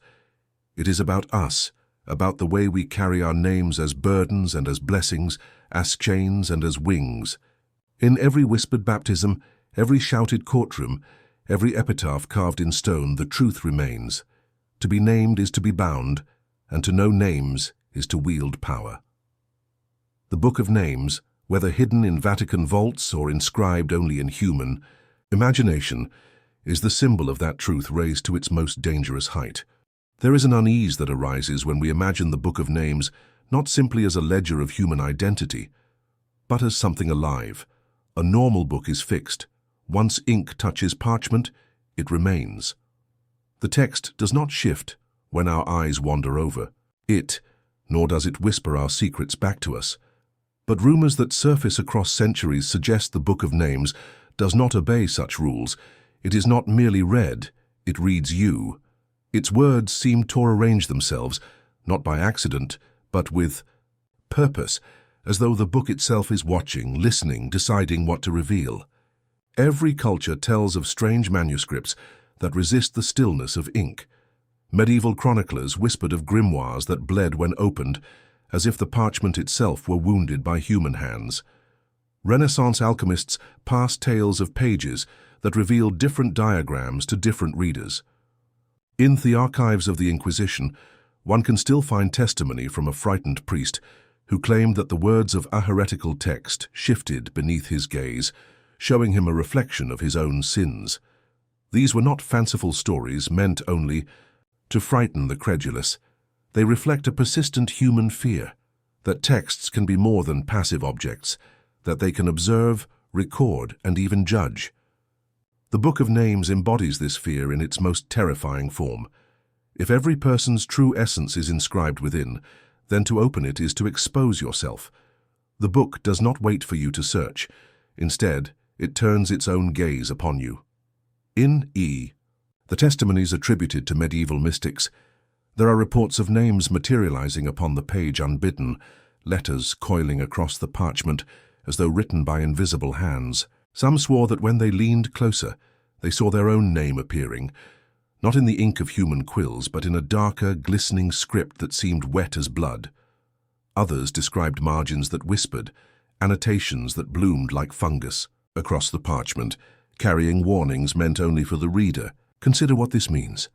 A book that knows you, that does not wait to be interrogated, but instead interrogates you. The act of reading becomes reciprocal. You gaze into the page, and the page gazes back. You search for names, and the book searches for truths within you. In this sense, the Book of Names ceases to be an archive and becomes a mirror. But unlike an ordinary mirror which reflects only the surface, this one reaches inward, dragging out the hidden self, the regrets you have buried, the desires you have denied, the shadows you pretend not to see. One scholar of the 17th century, Father Anselmo de Vico, left behind a fragmentary confession before his death. In it he recounts a vision of a book that showed me not only who I was, but who I was not. Each page turned became my face, though twisted, though fractured. I saw names I once bore, names I never bore, names I might have borne if my life had curved another way. The book did not record me. It unmade me, broke me into possible selves until I could not tell which was true. This unsettling testimony suggests that the book does more than reveal. It multiplies, overwhelms, destabilizes identity itself. There are other legends, equally chilling. In one tale from Eastern Europe, a monk claimed he saw his name inked upon the book's page. Then, as he watched, the letters began to dissolve, eaten away as though by invisible fire. Days later, the monk fell ill and died. To the faithful, the message was clear. The book does not merely reveal destiny, it enacts it. To read one's own name may be to accelerate what is written or to summon it into being. Another tale, past. Down in Whispers among Jewish mystics, speaks of a wandering rabbi who encountered a fragment of the book. Upon opening it, he saw only blank parchment. Yet when he returned to his village, the parchment of his Torah scrolls began to darken, letters melting into shapes that spelled his name, again and again, until the words of Scripture themselves became saturated with his identity. He burned the scrolls, but it is said that in the smoke rising from the fire he saw the same letters dancing. If these stories are even partly true, then the danger of the book is not confined to its content. It is not merely that it holds forbidden knowledge, but that the act of reading entangles you in its machinery. You do not walk away unaltered. Once your name has appeared upon its page, whether in ink, in blood, or in shadow, you belong to it, perhaps forever. The psychology of such an encounter would be devastating. Modern science teaches us that identity is fragile, constructed from memory, language, and recognition by others. To see one's name written in a text that claims eternal authority is to confront the possibility that you are not free, that you are already written. Worse still, what if the name you see is not your present one but another? What if it shows a name you abandoned, or a secret name whispered only in dreams, or a name you were never meant to know? The book's power would not only terrify but destabilize, dissolving the thin line between self and fate. Some scholars of the occult have suggested that the Book of Names may be less like a manuscript and more like an organism. Its pages breathe, its ink circulates like blood, its knowledge expands as new lives are born. In this vision, the book is parasitic. It requires readers not merely to observe it, but to feed it. Each glance, each name recognized, strengthens its hold. Like a mirror that hungers for attention, it cannot exist without the gaze of the living. Thus the legends of those who wasted away after glimpsing it may not be metaphors at all. Perhaps the book consumes identity, one reader at a time, until nothing remains but the echo of names upon its pages. This leads to a darker suspicion, voiced in hushed tones by a handful of theologians. What if the book is not of divine origin at all? What if it is a trap, a counterfeit scripture designed to lure the curious into surrendering their essence? The Isid medieval mystic Hildegard of Bingen once warned of the deceiving texts of shadows, which imitate the word but devour the soul. Though she never mentioned the Book of Names directly, later interpreters pointed to her warnings as veiled references to it. If so, then its true power is not revelation, but entanglement. To open the book is to step into its story, to become its property. And yet, even as these tales inspire dread, they also provoke longing.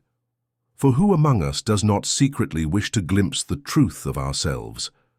To know whether our lives have meaning, to see the shape of our destiny traced in ink? The book tempts because it promises clarity. It terrifies because that clarity may be unbearable. In this sense, it is not only an artifact of legend but an allegory for the human condition. We live our lives as partial texts, longing for the final draft. We fear the possibility that somewhere, in some hidden library, that draft already exists, waiting for us to confront it. The Book of Names, then, is forbidden not simply because of the secrets it holds, but because it changes those who dare to open it. A man enters the room with curiosity. He leaves shattered, his identity broken by the weight of what he has seen. A woman approaches seeking power. She leaves diminished, consumed by the gaze of the page. The act of reading becomes irreversible, and this perhaps is the truest meaning of its legend, that there are some texts which cannot be read safely, because, in reading them, you too are read. The transition from here is inevitable. Once whispers spread of pages that shift, of names that appear unbidden, of destinies rewritten in ink and blood, attention turns to the testimonies of those who claim to have seen fragments of the book itself. Not copies, not allegories, but actual leaves of the manuscript. Some claim to have touched the curling parchment, to have watched the letters form and unform beneath their fingers. Their stories are stranger still and more dangerous, but those accounts belong to the next chapter. For no, we linger with the haunting image of the book as a mirror, alive, gazing back at us from across centuries. It's not a ledger of the past, but a voice that whispers in the present. And if one night you dreamed of turning its pages and saw your name written there, glowing faintly in the dark, you would wake with a shiver you could never explain. Because deep down, you would know. It was not you who read the book, it was the book that read you. No manuscript of such fear and power could endure centuries without leaving behind whispers of its scattered remains. If the Book of Names ever existed in full, then surely the world should hold at least traces of it, pages loosened, scraps misplaced, fragments smuggled from the vaults of Rome, or the cloisters of some remote monastery. And so it is that across Europe, stories circulate of torn leaves, orphaned slips of parchment, and fragments carried like contraband by trembling hands. Each tale is small, uncertain, fogged by rumor and contradiction, yet taken together, they weave the possibility that the book was never wholly confined, that shards of it drifted into the world like embers shaken from a hidden fire. The earliest of these accounts comes from Prague in the late 16th century, when the court of Emperor Rudolf II became a magnet for scholars, alchemists, and occultists. Among them was a certain Johannes Richter, a German physician who left behind a cryptic note in his diaries. I beheld the list without end, a river of names that would not halt. It was no human hand that scribed it, and yet the parchment trembled beneath my fingers as though newly written. His words, though maddeningly vague, suggest he encountered a sheet filled entirely with names. Later commentators argue this must have been a forged grimoire, for many such counterfeits passed through Rudolph's collection. Yet Richter's phrasing, that the parchment trembled, clings uncomfortably, as if describing a page that was not stable, but alive. In Venice, around the same era, a merchant by the name of Bartolomeo Corsi sent a letter to a colleague in Padua, preserved today in a private archive.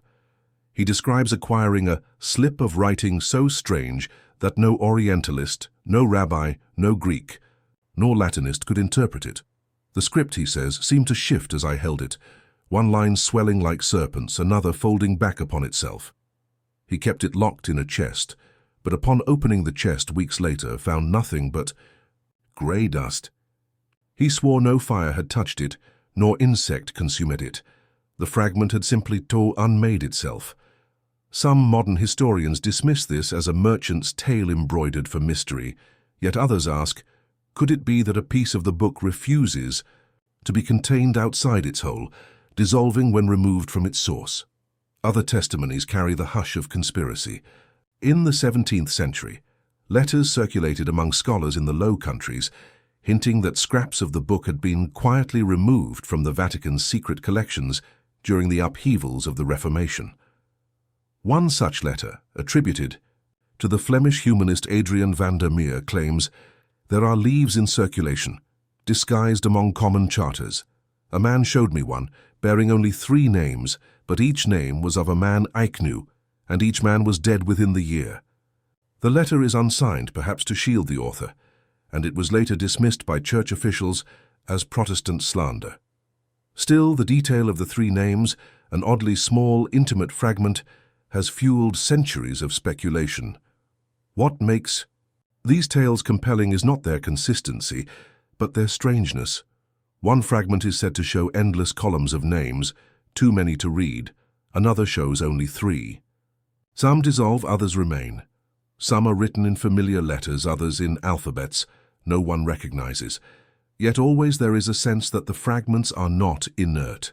They resist study, defy translation, and sometimes even harm those who hold them. In the archives of a monastery near Krakow, an anonymous chronicler recorded the following. A friar received from a traveller a parchment written in unknown hand. He placed it upon the lectern and called others to see. Yet as we gathered, the E letters grew faint so that only he could see them. We accused him of deception, but he wept bitterly, saying the names upon it were ours, one by one. We could not read, but he swore it was so. 3 of the brothers died within months. The parchment vanished. This account, though buried in the margin of a chronicle, is perhaps the most disturbing, for it suggests the fragments reveal themselves selectively, choosing one reader over others, binding vision to fate. Of course, skeptics argue that these are nothing more than stories born from the fertile imaginations of monks and merchants, their minds steeped in superstition. They point out that the 16th and 17th centuries were eras thick with counterfeit manuscripts, alchemical treatises forged for gullible nobles, apocalyptic prophecies attributed falsely to saints, grimoires cobbled together from scraps of scripture and folk charms. Why should the so-called fragments of the Book of Names not be the same? Surely the Vatican's rumored manuscript would never be allowed to scatter. Surely these are merely echoes of the legend, opportunistically invoked to lend mystery to common parchments, and yet a certain unease remains. For while the tales differ, their tone is strikingly similar. A fog of uncertainty, the hush of forbidden knowledge, the sense that what is seen cannot be unseen. Even when the fragments are dismissed, they leave behind a residue, a suspicion that perhaps something real lies beneath the counterfeit. The absence of proof does not erase the persistence of rumor, it deepens it. By the 18th century, the trail of alleged fragments becomes more shadowed, yet not extinguished. In the private correspondence of an English antiquarian, Sir Edmund Lee, there survives an account of a journey to Rome.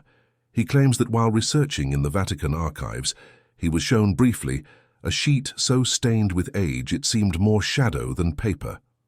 Upon it, he writes, were characters of no known tongue, flowing in verticlines like rain upon glass. When he asked what it was, the archivist told him sharply, "You did not see this." Later, Sir Edmund confessed in another letter that, for weeks afterward, whenever he attempted to write, his letters curved into those same vertical shapes, as though his hand remembered what his eyes should not. In another case, a traveller's diary found in Lyon describes a dealer in antiquities who claimed to possess a fragment, folded many times and sealed within wax. He would not open it, insisting that each time it was shown, the names upon it climbed closer to the present, drawing nearer the day. Whether this was mere theatre to inflate its price or an authentic belief is unclear, for the diary notes that the dealer was later found dead, his stall overturned, the waxen packet missing. The 19th century brought new fascination with the occult, and with it, fresh claims of fragments. Spiritualists in Paris spoke of slips of parchment that answered séances by changing letters mid-ritual. In Prague, once more, the city that never quite escaped its entanglement with these mysteries, Society of Mystics claimed to own a scrap filled with Hebrew letters written backward as though mirrored. They swore that when placed before a mirror, the letters transformed into the names of the living. Whether delusion, forgery, or something stranger, the story spread quickly, feeding the imagination of the age. But perhaps the most haunting account comes not from Europe at all, but from travelers in the Near East. In 1849, an Austrian explorer in Syria wrote that a Bedouin sheikh carried a holy slip said to bear the true names of his ancestors. The parchment, worn thin and brittle, was never shown to foreigners, but the sheikh's men swore it had been passed down for generations, traced back to the city of Rome, where it was stolen from the Christians long ago. The explorer dismissed this as myth, yet he confessed unease when he saw the sheikh refuse to let the parchment touch the ground, holding it always aloft, as though fearing the earth itself might consume it. The cumulative effect of these stories is less about proof than about atmosphere. Each tale is foggy, uncertain, filled with half-glimpsed truths and vanishing relics. A slip of parchment dissolves into dust. A letter shifts beneath the reader's gaze. A fragment reveals names only to one pair of eyes. None can be verified. All could be forgery. And yet, the persistence of rumor across centuries, languages, and continents stirs a quiet doubt. If so many people, separated by miles and years, whisper of fragments, can we be certain they do not exist? Here the narrative turns inward, from history to psychology. For even if the fragments are illusions, their effect is real. What does it mean to carry the knowledge of a name? To hold a parchment inscribed with the secret of someone's existence, whether true or imagined. To see one's own name written by an unknown hand in an alphabet that burns itself into memory. The weight of such knowledge is crushing. A fragment need not be authentic to change a life. The mere belief that it is can be enough to unravel reason, to haunt dreams, to guide choices in ways unseen. Thus the fragments, whether true pieces of the book or clever forgeries, become more than objects, they become tests of the human spirit. Those who claim to have seen them seldom emerge unchanged. Some fall into obsession, chasing other scraps, across the continent. Some flee, refusing ever to read another manuscript again. A few are destroyed by what they believe the fragment revealed, their deaths seeming to fulfill the prophecy of their names inked upon the page. In this fog, history and myth entwine. The fragments remain dust in our hands, slipping away when we try to seize them. Yet in their vanishing, they leave behind a deeper impression. The suggestion that the Book of Names is not wholly legend, but something that breathes just beyond the margins of history. And if fragments exist, if even one slip of parchment ever bore the names it should not, then perhaps the whole manuscript waits still, hidden in some vault or cloister, its pages alive, its ink restless, its gaze unbroken. There is a peculiar silence that falls when one imagines the possibility of seeing one's name written in a book that claims to contain the totality of human existence. It is not simply the ink on the page, not merely the arrangement of letters that correspond to a life. It is the unbearable gravity of what follows, those two small anchors of time, a date of birth and a date of death. To know these things with certainty is to step outside the fragile illusion in which most of us survive. We live, after all, on borrowed ignorance. Every day we assume tomorrow will come. Every year we imagine the thread will spool a little longer. The Book of Names strips that assumption bare. It whispers not possibility, not chance, but inevitability. The mind does not know how to stand upright under such knowledge. Consider the strange paradox. To read your own entry might be the most profound liberation imaginable. No longer would you waste time in hesitation, in wondering how long you have left, in fearing the unknown end. If you saw the date decades away, you might live boldly, laugh at risks, stride fearlessly into storms, knowing that no blade, no sickness, no accident could claim you before your written hour. To hold your death in your hand could make you immortal, at least until the clock strikes its final moment. And yet, the shadow side of this gift is darker than any abyss. If the date lay only weeks ahead or months, would every sunrise not feel like a countdown? Would not each heartbeat become a drumbeat toward doom? To live in such awareness would be to live with death itself as your constant companion. Philosophers have long pondered whether certainty would make life sweeter or more bitter. Epicurus told us not to fear death, for when it arrives we are not, and when we are, death is not. Yet the book mocks such comfort, for it collapses the unknown into the known. It does not allow for vagueness, for the gentle fog of possibility. It stares into your eyes with cold exactness. This day, this hour, this end. The psychological weight of such knowledge is staggering. Entire religions are built upon the fertile soil of uncertainty. Promises of afterlife, mysteries of fate, the hope that tomorrow is a gift yet to be unwrapped. Remove uncertainty, and you strip away both fear and faith, leaving only a naked, unbearable truth. Imagine now the scholar who, deep in the Vatican vaults, dares to open the forbidden pages. He runs his finger down the columns of names, eyes searching, heartbeat racing. He finds himself. The letters confirm his identity, no mistake. And there, to the right, inscribed with the same steady hand, 2 dates. His breath catches. If the second date lies far ahead, relief floods him, followed by a surge of invincibility. He walks the streets as if armored by fate. Yet perhaps this very knowledge becomes his undoing. Reckless, careless, convinced he cannot die, he steps too far into danger, and though the book was correct, the path to that date is littered with needless suffering. Another scholar, finding his death near, may crumble at once.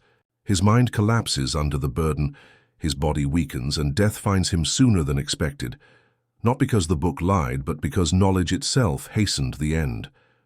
The question emerges, does the Book of Names reveal destiny, or does it create it? If you had never read your name, might your life have unfolded differently? In this way, the book becomes not merely a mirror of what is, but a prison of what must be. The very act of seeing one's entry may weave the final threads tighter, binding the reader into inevitability. And perhaps this is why the Vatican guards it so fiercely. not from greed, nor from pride, nor even from control, but from mercy, to protect us from a truth that no human heart is strong enough to bear. There are ancient echoes here. In Greek myth, the Moirai, the fates, spun, measured, and cut the thread of every life. None, not even Zeus, could alter their decree.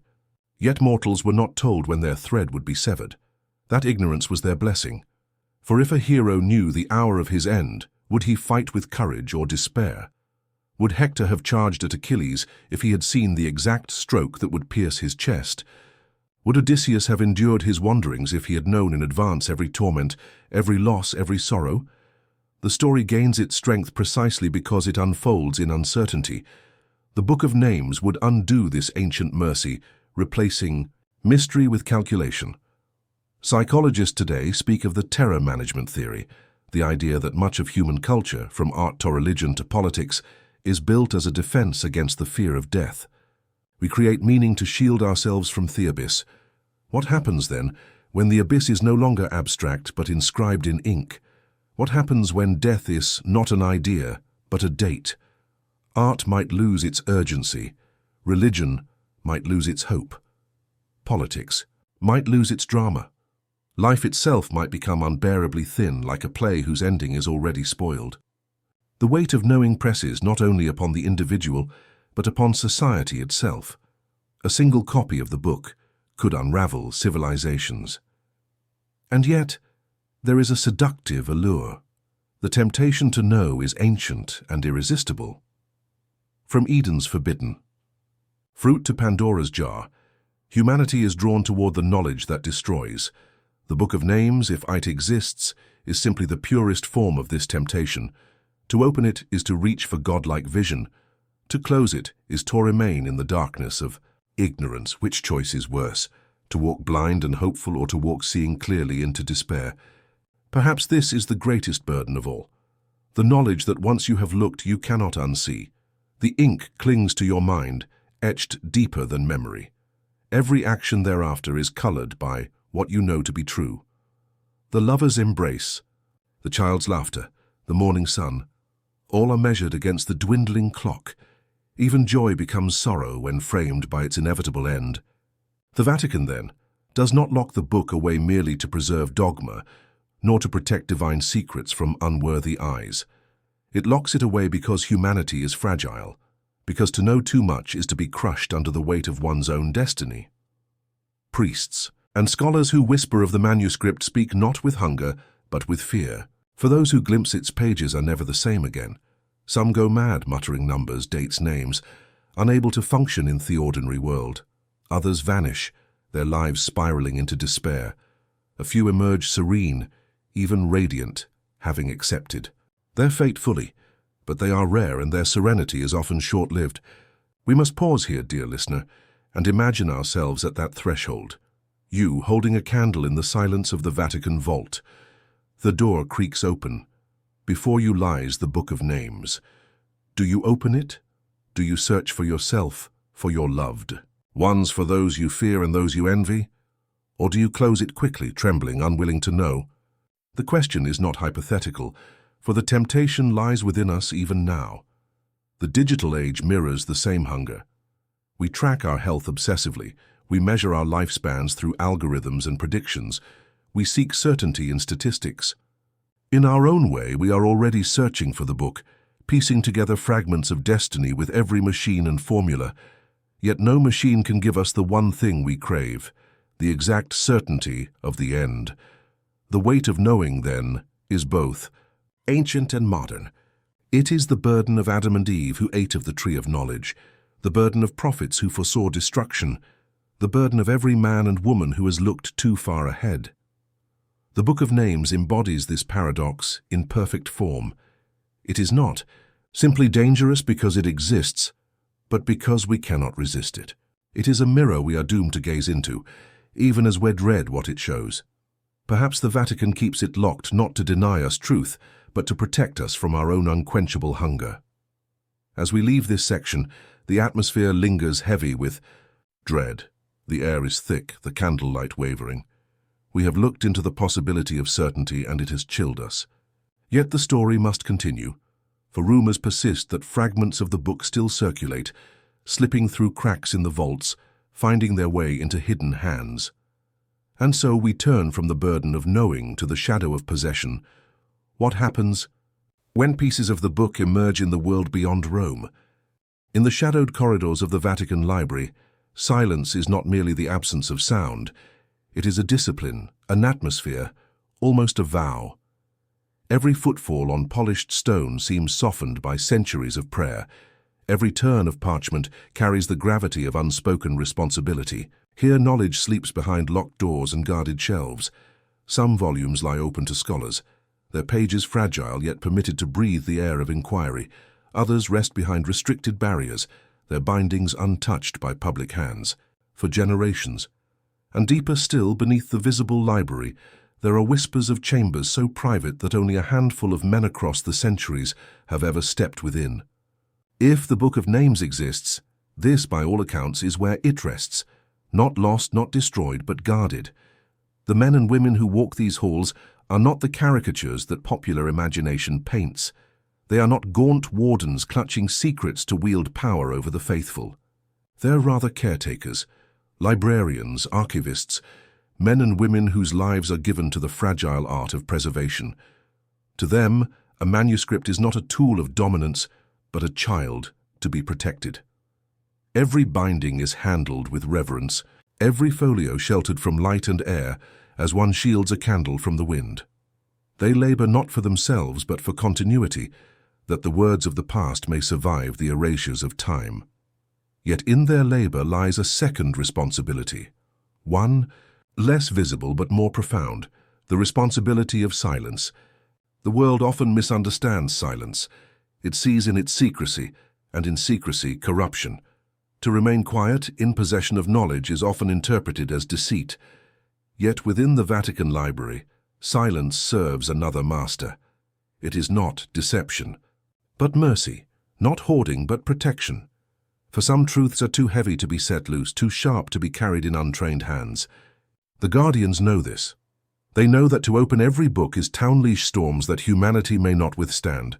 To them, silence is not weakness, nor selfishness, but a form of stewardship. They close their lips not because they despise the seeker, but because they pity him. The suspicion that surrounds the Vatican's vaults is understandable. For centuries, outsiders have imagined them as chambers of conspiracy, filled with suppressed gospels, hidden prophecies, or treasures of occult power. In a world hungering for revelation, any locked door seems sinister. Yet perhaps the locked door is not there to deny us light, but to shield us from fire. A candle can illuminate, a bonfire can consume. The Book of Names, if it rests within those hidden shelves, belongs to the latter category. It is not a text to be studied, but a truth to be endured, and perhaps none of us can truly endure it. The guardians know this, and so they carry the burden on our behalf. Imagine their task. Each generation of librarians and archivists sworn to protect a book they themselves may never open. Some may have glimpsed its cover, its binding, perhaps even a single page, just enough to confirm its reality.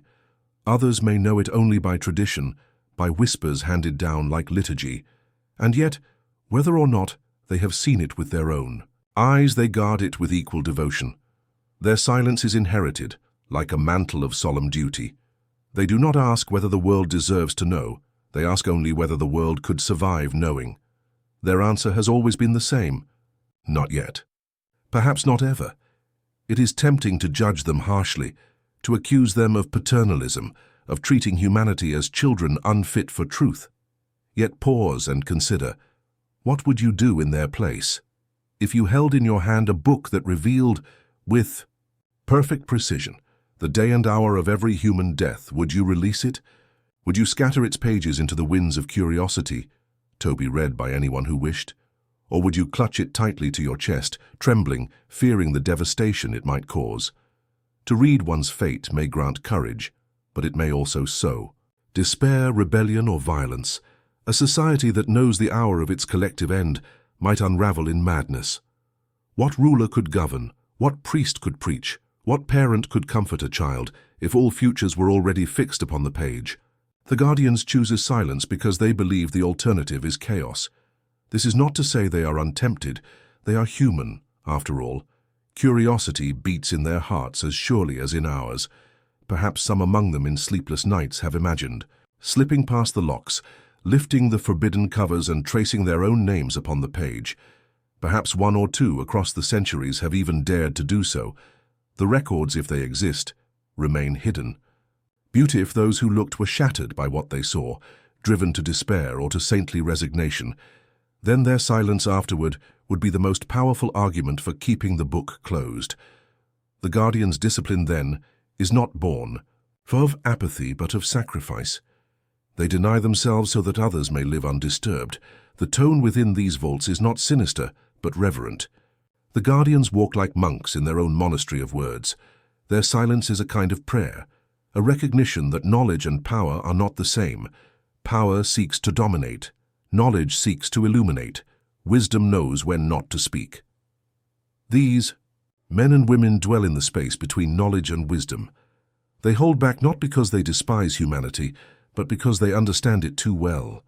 They know the fragility of the human heart, the tremor of the mind when pressed too far. They forgive our suspicion, for they have chosen the heavier path to be misunderstood for the sake of protection. To think of them this way is to soften suspicion into respect. It is to see the Vatican Library not as a prison of thought, but as a sanctuary of mercy. Every locked shelf, every sealed chamber is a barrier not against truth, but against despair. The Guardians are not tyrants but healers, though their medicine is silence. In their keeping lies a paradox. To preserve the book is to protect humanity, but to reveal it would be to wound humanity. Thus they live in the tension of guardianship, always choosing the burden of restraint. And yet, curiosity remains. Human. Curiosity is endless, patient, and relentless. No barrier holds forever against it. The Guardians know this too. They know that one day, perhaps, someone may open the forbidden book. Whether by accident, by rebellion, or by divine design, the locked doors may yield. When that day comes, the question will no longer be whether the truth should be known, but whether humanity can withstand it. The Guardians, for all their vigilance, cannot halt the tide of time. Their silence is a holding action, a postponement of the inevitable. They buy us days, years, centuries of ignorance, but ignorance like sand slips through the fingers. So what then? What if someone were to open it? What if, one morning, the world awoke to find the book of names no longer hidden, but published, copied, scattered into countless hands? The Guardians shudder at the thought, not because their role would end, but because their role would have failed. The responsibility would shift to all of us. We would each stand where they once stood, forced to decide whether to read, whether to burden ourselves with truth. The Guardians protect us from that moment for as long as they can, but they know it may come, and when it does, silence will no longer protect. Only wisdom will. In this light, the Guardians are not obstacles but companions. They are not hoarders of truth but bearers of mercy, prolonging our fragile peace. Their silence is an act of love, quiet and unsung, misunderstood by those outside their walls. And perhaps, when the book is finally opened, history will remember them not as jailers, but as saints of restraint, who shielded us from the unbearable weight for as long as they were able. Until then, the Vatican Library remains what it has always been, a cathedral of words, a sanctuary of silence, a place where knowledge sleeps under the careful watch of its keepers. And somewhere in its deepest chamber, perhaps, rests a single volume heavy not with paper, but with destiny. A book that no one dares to read, yet everyone longs to. A book guarded not by iron bars, but by the solemn decision of men and women who believe that silence, in some cases, is the greatest mercy. Ofal. The legends do not speak loudly. They do not announce themselves in the trumpeting tones of chronicles or the confident syllables of historians. Instead, they whisper. They slip between margins of manuscripts, into the footnotes of forgotten diaries, into confessions murmured in cloisters when candles were low. And always they carry the same burden, that the book of names, despite the Guardian's vigilance, has been opened before. Never fully, never in reckless abandon, but in fragments, brief, perilous glimpses stolen or stumbled upon. Each story contradicts the next, yet all converge on one chilling truth: those who looked were never the same. The first tale comes from the 14th century, in a Benedictine monastery perched on a windswept hill in northern France.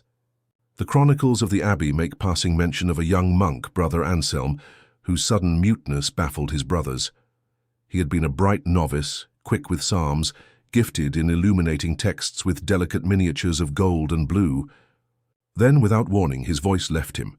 He neither sang in choir nor spoke audible. He did not explain, he did not confess. He simply folded into silence, a silence that endured until his death decades later. In the margins of one manuscript, a later scribe added a tantalizing note. Some say Brother Anselm saw that which should not be seen, a leaf of the Book of Death. His tongue was taken in mercy. That is all. No explanation of how such a book came to the monastery, no account of which page was turned, just Arama wrapped in sorrow that a single glance robbed him of all speech. Whether by shock, divine punishment, or the sheer collapse of his soul under unbearable knowledge, no one could say. The abbey itself has long since crumbled to ruins, but the story persists, retold in hushed voices, as if the silence of Brother Anselm itself still echoes through the centuries. Another tale moves us forward into the Renaissance, an age intoxicated by knowledge, when scholars hungered to reclaim the wisdom of antiquity and probe the mysteries of heaven and earth alike. In Florence, where artists painted eternity upon chapel, walls and mathematicians measured the mechanics of the cosmos, a rumor grew of a humanist scholar whose ambition overreached. His name was whispered as Lorenzo di Rossi, a minor figure in history's grand gallery, remembered only in fragments of correspondence. It is said that through connections, perhaps to cardinals, perhaps to wealthy patrons, he was granted a brief audience with a manuscript housed in secrecy. What he found there, the story claims, was not a fragment of Cicero nor a pagan oracle, but a single page of the Book of Names. On it, his eyes caught a detail so strange, so precise, that he nearly fainted. Among the list of names, written centuries before, stood that of a man who would not yet be born for decades, a man destined to ascend to the throne of St. Peter as Pope. The name matched exactly, as though the future had been inscribed long before it unfolded. Di Rossi, they say, fled Florence soon after. His writings grew increasingly erratic, veering from serene treatises on virtue to apocalyptic warnings about predestination. In his last letter, preserved in the Medici archives, he scrawled only this: "If names are written before we draw breath, then we are shadows rehearsing a script not our own. God forgive us, for our freedom is a mirage." He died alone in Venice, a man consumed by the thought that history was not unfolding, but merely echoing. Such stories multiply the further one looks, though each is obscured by contradictions. In Spain, a 16th century mystic was rumored to have seen a vision of her own death while tending the Vatican archives, though whether she saw the book itself or some dream conjured by her fevered faith remains unclear. In Prague, an alchemist under Emperor Rudolf II claimed that the reason his experiments failed was not incompetence but inevitability. He had glimpsed in the book the futility of his own work, his name inscribed with no title, no legacy. And in 16th England, whispers tangled themselves into Elizabethan drama, where playwrights murmured of a fatal ledger, hidden by the Pope, a text that held all the endings of men. No proof survives, no testimony complete, and yet the persistence of these legends through so many cultures suggests something stronger than invention, a resonance, as if humanity senses in its bones that such a book could exist, and that perhaps a few unlucky souls have touched its pages. What makes these glimpses so haunting is not merely the possibility of prediction, but the consequences that follow. Those who saw were undone. They lost their voices, their sanity, their freedom to act. Some retreated into despair, believing themselves puppets on a divine stage. Others raved in paranoia, convinced that the knowledge condemned them. A few perhaps were ennobled, choosing to live the days left to them with radiant clarity, but none emerged unscathed. The forbidden glimpse did not grant power, it robbed them of it. To know the end is not to hold dominion over life, but to be shackled by inevitability. The book does not liberate, it imprisons. It is here that the legends grow darker still. If the book has indeed been opened across history, then perhaps history itself has been shaped by it. What if kings altered their policies not out of vision, but out of terror, having been told their reigns would be short? What if wars were fought not for land or faith, but in frantic attempts to outrun a written fate? Even the Church itself might not be immune. A future pope's name, glimpsed centuries before, would not simply be a curiosity. It could bend conclaves, sway alliances, silently steer the bark of Peter. The book, in this sense, is not passive. It does not merely record, it intrudes. It casts shadows backward from the future, unsettling the present. Every decision might carry the faint aftertaste of inevitability. Every triumph might mask a script already rehearsed. If the glimpses are real, then history is not merely history, it is a palimpsest of fear. And so the Guardian's silence takes on an even sharper edge. Perhaps they do not only protect us from despair, perhaps they protect us from distortion. Imagine if the book were known, its pages accessible to rulers, merchants, generals. Imagine how markets would collapse if deaths could be timed to the hour. Imagine how dynasties would crumble if the heirs' names, or their absence, were already foretold. Imagine how the human spirit itself would wither if every hope were measured against an unalterable script. In that light, the silence of the Vatican is not cowardice but the last fragile barrier between us, and a history hollowed by certainty. And yet, the question cannot be silenced entirely, for every story of a forbidden glimpse serves also as a spark of temptation. If Brother Anselm saw, why not I? If Lorenzo de Rossi read a pope's fate, why should it not be known again? The very act of hiding the book inflames the hunger to uncover it. Human curiosity, once roused, cannot be easily soothed. The legends, though meant as warnings, function also as invitations. They whisper, "Ethos been done before, it can be done again." And perhaps the greatest danger of the forbidden glimpse is not the knowledge it grants, but the chain of seekers it inspires, each convinced they will endure what others could not. What price, then, would humanity pay if the book were ever revealed? In full? Would we descend into fatalism, surrendering to the script written for us? Would we rage against inevitability, tearing down institutions in the name of freedom already denied? Would governments collapse, markets burn, faith unravel? Or would some darker possibility emerge, that humanity, knowing its end, might accelerate toward it? A man who knows the date of his death might live recklessly, testing boundaries, hastening disaster. A nation that knows its own twilight might act with desperate violence, consuming itself before the clock strikes. The book could destroy not with fire, but with knowledge too heavy for the heart to hold. And yet there is another possibility, more subtle, more chilling. Perhaps the book, once opened, would not need to destroy us. Perhaps it already has. If even a handful of glimpses have bled into history, then our choices are already haunted by shadows of the written page. The silence of Brother Anselm, the despair of de Rossi, the ravings of mystics. Each ripple spreads outward. How many wars, how many coronations, how many revolutions might carry the invisible fingerprints of those who once looked? We cannot know. And that not knowing may be the greatest mercy of all. The stories remain scattered, unverifiable, stitched together from rumor and imagination. Perhaps they are no more than folklore born of fear and longing. Perhaps Brother Anselm simply suffered a stroke, and Lorenzo de Rossi lost his mind to melancholy. Perhaps no book exists at all, yet the persistence of the legends suggests otherwise. They endure because they speak to something within us, the unbearable tension between the desire to know and the terror of what knowing would mean.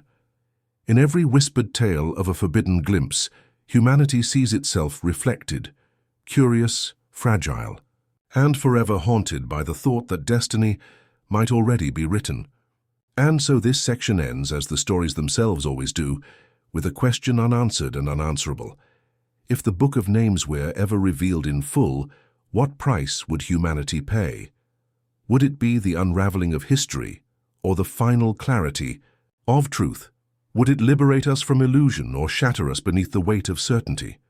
The guardians do not say. The legends offer no conclusion. Only silence answers, and silence, perhaps, is the only answer we can endure. What would it mean if the Book of Names were no longer hidden? If the locks were broken, the guardians dismissed, and the forbidden pages carried out into the light of the modern world? For centuries, secrecy has been the only shield between myth and madness, the barrier that kept humanity from confronting its own reflection in the mirror of destiny. But if that veil were ever torn away, if the book were placed on a table for all to see, the consequences would be unlike anything civilization has ever faced. To imagine this is to step into a world where the last and greatest secret, the future itself, becomes public property, no longer the domain of mystery, no longer veiled in the mercy of uncertainty. The revelation would begin, most likely, in a moment both ordinary and monumental. Perhaps in a Vatican vault, during some scandal or upheaval, the book is misplaced or deliberately unveiled. Perhaps it surfaces not in a cathedral, but in a black market auction house, or in the dusty cellar of a forgotten monastery. Wherever it appears, cameras would not be far behind. In minutes, images would scatter across the internet, social media, amplifying the news to billions. The Book of Names would cease to be Arama, a legend whispered in academic circles. It would become a spectacle, a digital archive, a downloadable file accessible to anyone with a smartphone. And then, across every nation, city and village, the same question would rise like a tide of dread and fascination. Is my name inside? And what does it say about me? That question alone would shatter civilization.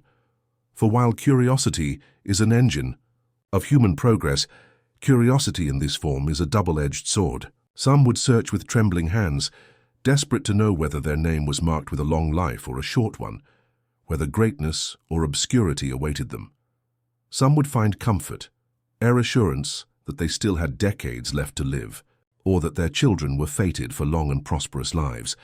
But others would discover unbearable truths, a date carved cruelly close, a fate that mocked their hopes. Those people would wake the next morning differently. For some, despair would take root so deeply that life itself would lose meaning. For others, an odd courage would bloom, the courage of one who knows the exact shape of the battlefield and thus dares to fight without fear.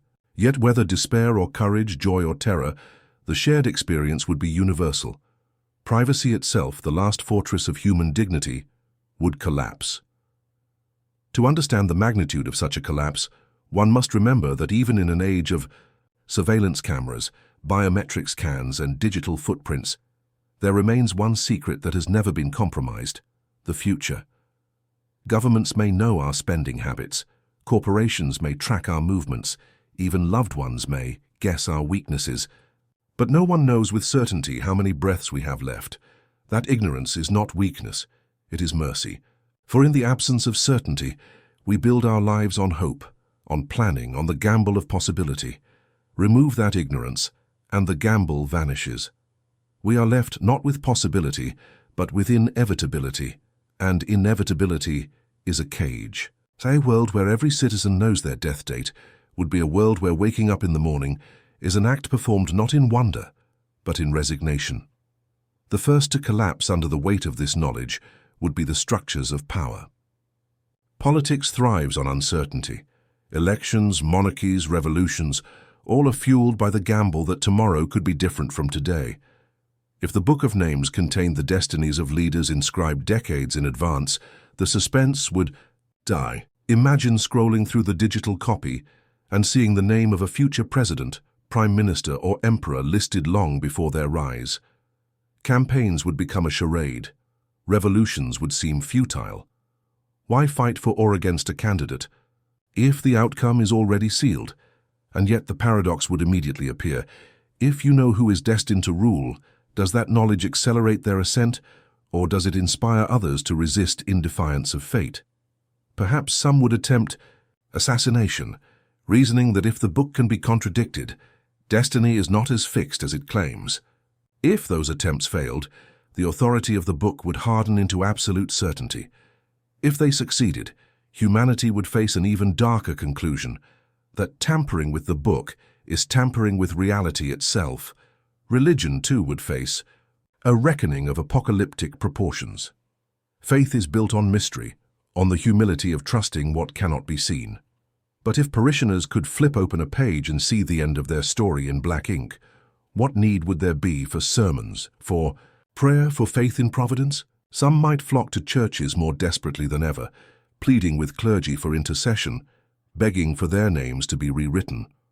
Others would abandon faith altogether, declaring that destiny has been mechanized, the divine reduced to ledger entries. The great spiritual traditions of the world, which have endured plagues, wars, and empires, might find themselves hollowed out by this single merciless act of disclosure. A God who keeps secrets is a God who allows freedom. A God whose secrets are published is a bureaucrat, and who kneels before a bureaucrat. But if politics and religion falter, love itself would be the most intimate casualty. Marriage vows are made with the assumption that the future is unknown, that the promise of forever is an act of faith, a gamble worth taking. If spouses knew the exact date of their partner's death, those vows would be transformed. For some, love would deepen, every shared meal and every quiet evening sharpened into preciousness. But for others, the knowledge would curdle affection into dread. Why marry someone destined to die young? Why commit to a love that carries grief already penciled into the calendar?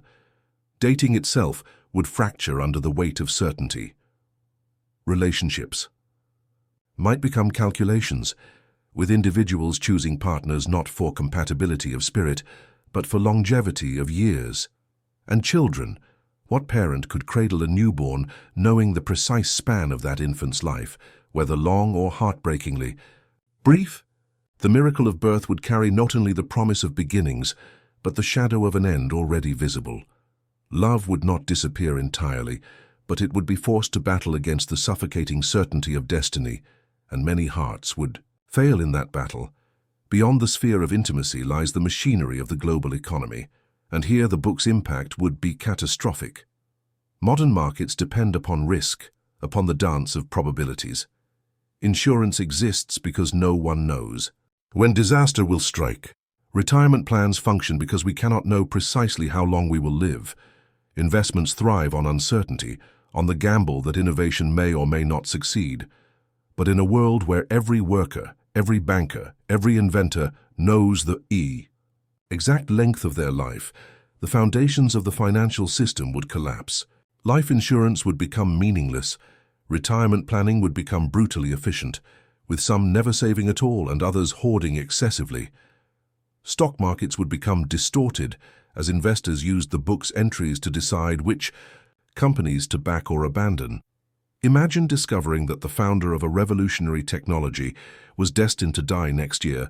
Would investors flee, or would they pour money in, racing against time to harvest whatever genius remained?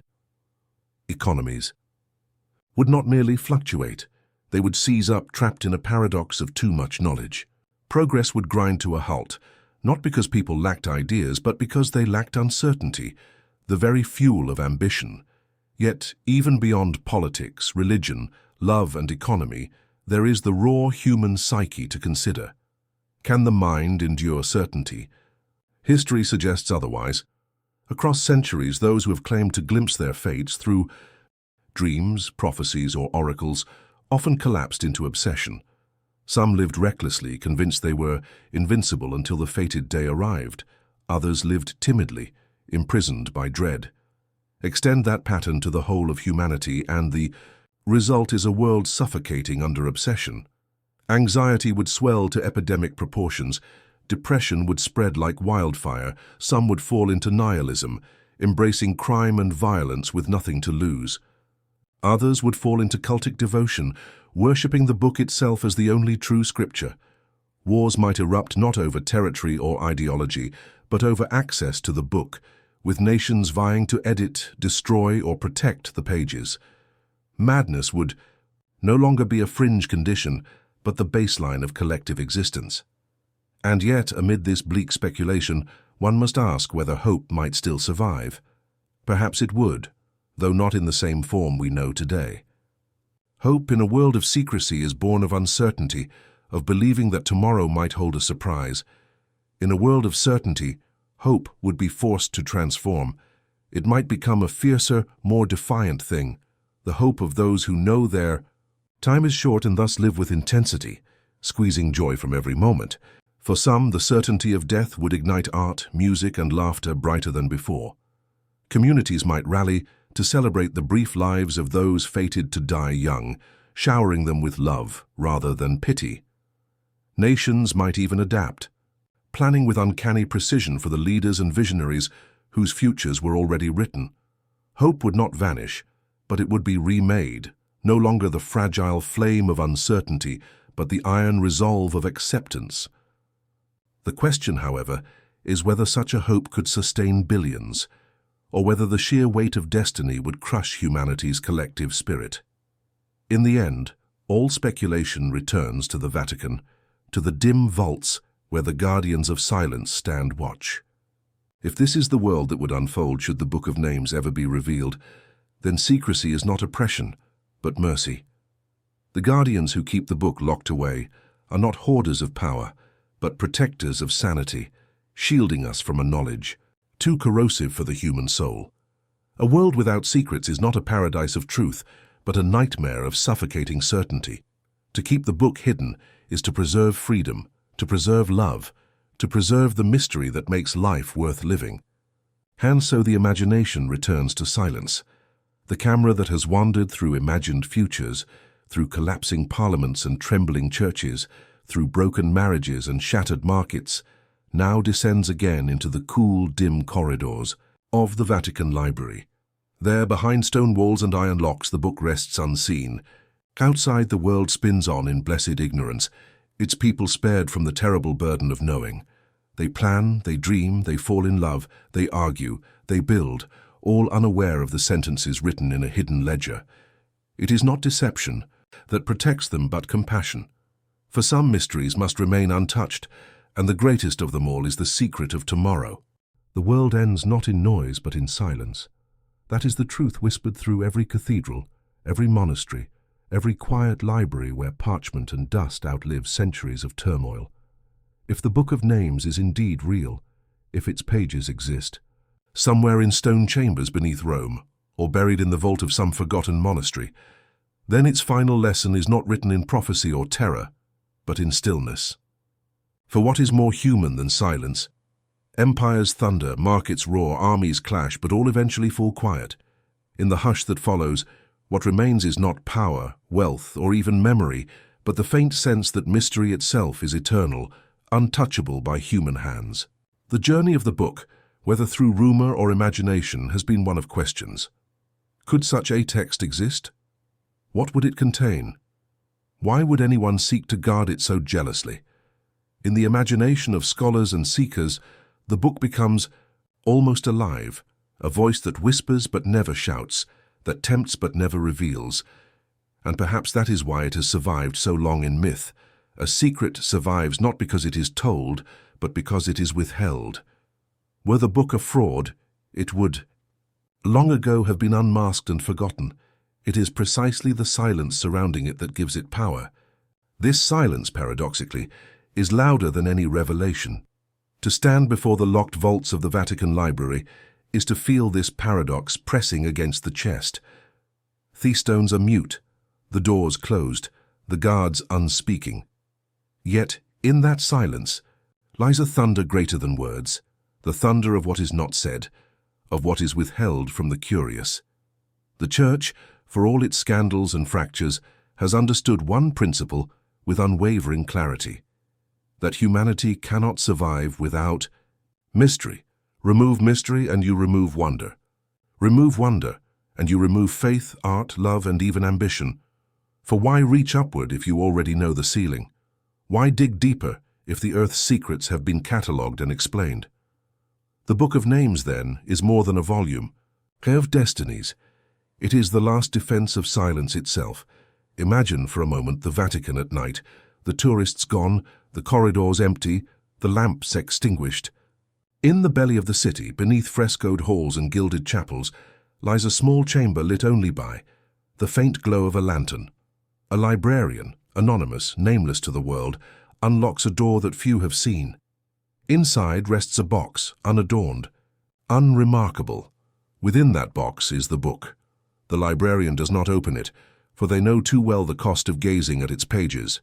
They simply dust it, repair its bindings, and close the lid. Then they blow out the lantern, lock the door, and walk away. This ritual repeats perhaps once a year, perhaps once a decade. The book is maintained not to be read but to be preserved, untouched. It is not a text, but a silence made physical. This image matters because it reframes the story of the book not as one of revelation but of restraint. Modern culture worships disclosure. News leaks, whistleblowers, exposés, data dumps. To hide something is often considered corrupt, oppressive. Yet here lies a counterexample. Perhaps concealment can also be mercy. Perhaps some truths are so corrosive, so destabilizing, that the most ethical act is to bury them. If the book indeed contains the fates of all living beings, then to keep it hidden is not an act of tyranny but of compassion. The guardians are not wardens of a prison, but caretakers of a delicate balance, keeping humanity safe not from a monster, but from itself. Consider what silence does in the human soul. In silence, prayers deepen. In silence, grief finds space to breathe. In silence, lovers look at each other without words, understanding more than language could express. Silence is the soil in which mystery grows, and yet silence is increasingly rare. Our world hums with constant noise, digital notifications, political arguments, commercial jingles. We live in an age where nothing is withheld for long, where the hunger for immediate disclosure is insatiable. The Book of Names, then, becomes a relic not only of prophecy, but of restraint. Its very concealment is a lesson to a restless world that not all knowledge is meant to be consumed, not all truths meant to be owned. If one presses further into the symbolism of the book, one might say that it represents the boundary between the human and the divine. To be human is to live in time, in uncertainty and limitation. To be divine, if such a thing exists, is to see all at once, to know without doubt. By keeping the book hidden, the guardians preserve the line between these realms. To reveal it would be to drag humanity into a knowledge it cannot bear, to give mortals the sight of gods but not the strength of gods. Silence therefore protects us from overreaching, from becoming monsters to ourselves. It preserves our humanity by preserving our ignorance. There is another dimension to the silence, its invitation. For though the book is hidden, the silence around it is not empty. It provokes imagination. Each generation of scholars, mystics, and storytellers has filled the void with speculation, weaving myths that keep the book alive in the cultural memory. The silence does not extinguish curiosity, it sustains it. If the book were revealed, curiosity would collapse into mere fact, and the story would die. But by withholding, the silence keeps the story breathing, endlessly renewable. In this way, the guardians of the book have become, unintentionally or deliberately, the curators of humanity's imagination, and so we arrive at the paradox of the last silence. The book's existence, whether real or legendary, points us toward a truth greater than itself, that some mysteries must never be solved. The modern world prides itself on discovery, on leaving no stone unturned. But perhaps true wisdom lies not in relentless disclosure, but in selective restraint. What makes a painting beautiful is not only the strokes of color, but the empty spaces between them. What makes music moving is not only the notes played, but the pauses between them. What makes life bearable is not only what we know, but what we do not. The Book of Names is terrifying precisely because it threatens to strip away those pauses, those silences. By leaving it closed, we preserve the pauses, the negative space in which humanity breathes. Picture the final scene of this long speculation. The Vatican once more, not in chaos or revelation, but in quiet. A candle flickers in some forgotten chapel. Outside, the city bustles with life, cars honking, vendors shouting, children laughing. But deep inside, the book rests in darkness, untouched. The world spins on, oblivious to the secret in its midst. And perhaps that is the point. Life is not meant to be lived under the shadow of certainty, but under the light of mystery. The book, sealed in silence, teaches us by absence. It reminds us that ignorance is not always weakness, but sometimes strength, not always poverty, but sometimes mercy. And so the last silence is not only the closing of a chapter, but the preservation of the very conditions that make humanity human. We are creatures of wonder, of not knowing, of reaching upward toward what we cannot grasp. If we were to seize the book, tear it open and devour its secrets, we would destroy the very fabric of our nature.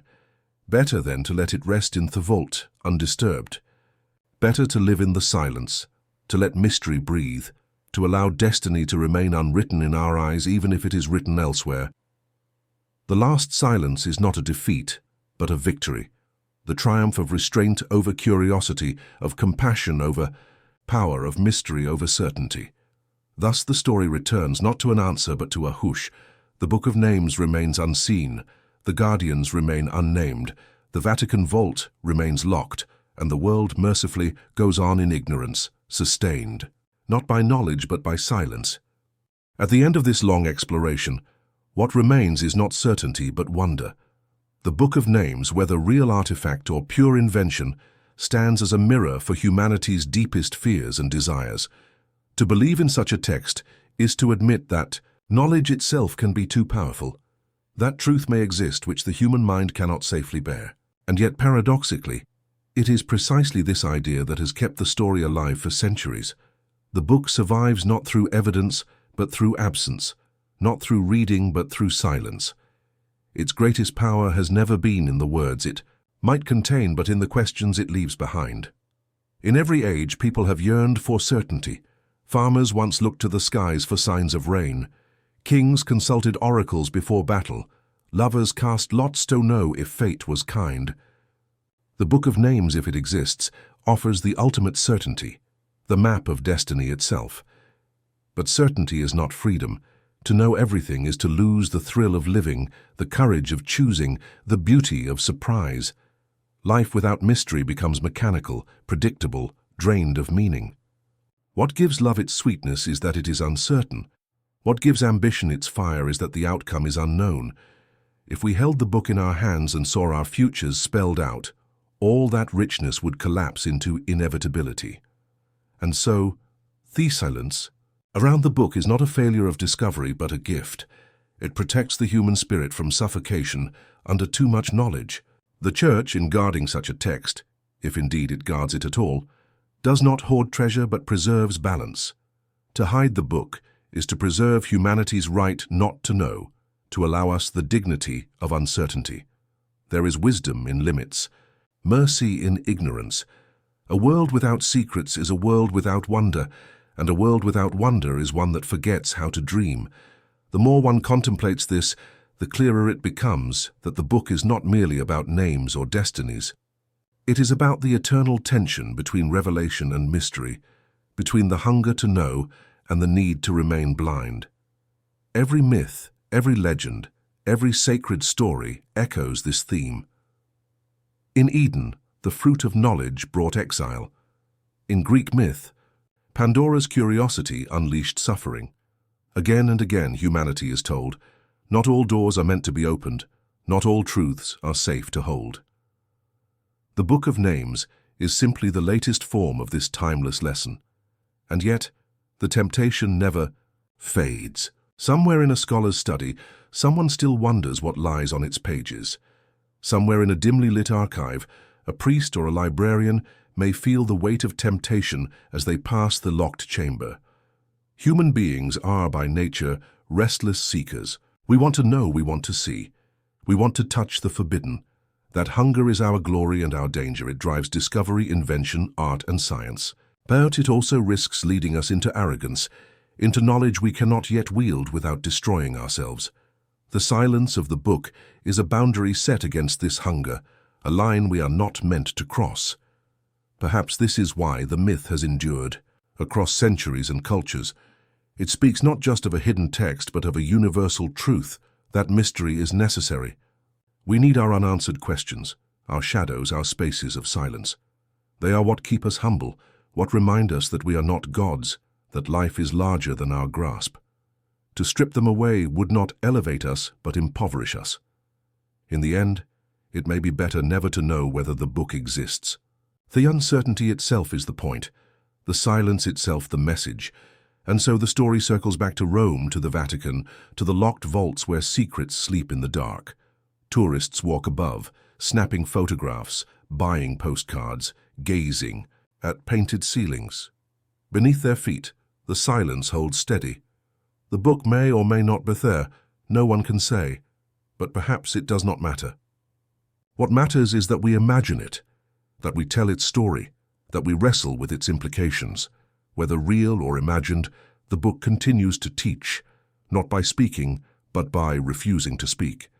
As the curtain falls on this exploration, what lingers is not fear but gratitude. Gratitude that some mysteries remain untouched. Gratitude that the world still holds silences, shadows, unanswered questions. For in those gaps, we find the space to breathe, to dream, to hope. The Book of Names, sealed in silence, is less a danger than a gift, a reminder that the unknown is not our enemy but our companion. To live without knowing is not a curse. It is the very essence of being human. In the end, we do not need the book to tell us our fate. Life itself will do that, one moment at a time, unfolding in mystery until the last breath. The final wisdom is simple. Some pages are not meant to be turned, some words not meant to be read, some silences not meant to be broken. The Book of Names, whether real, hidden, or only imagined, remains the greatest silence of all.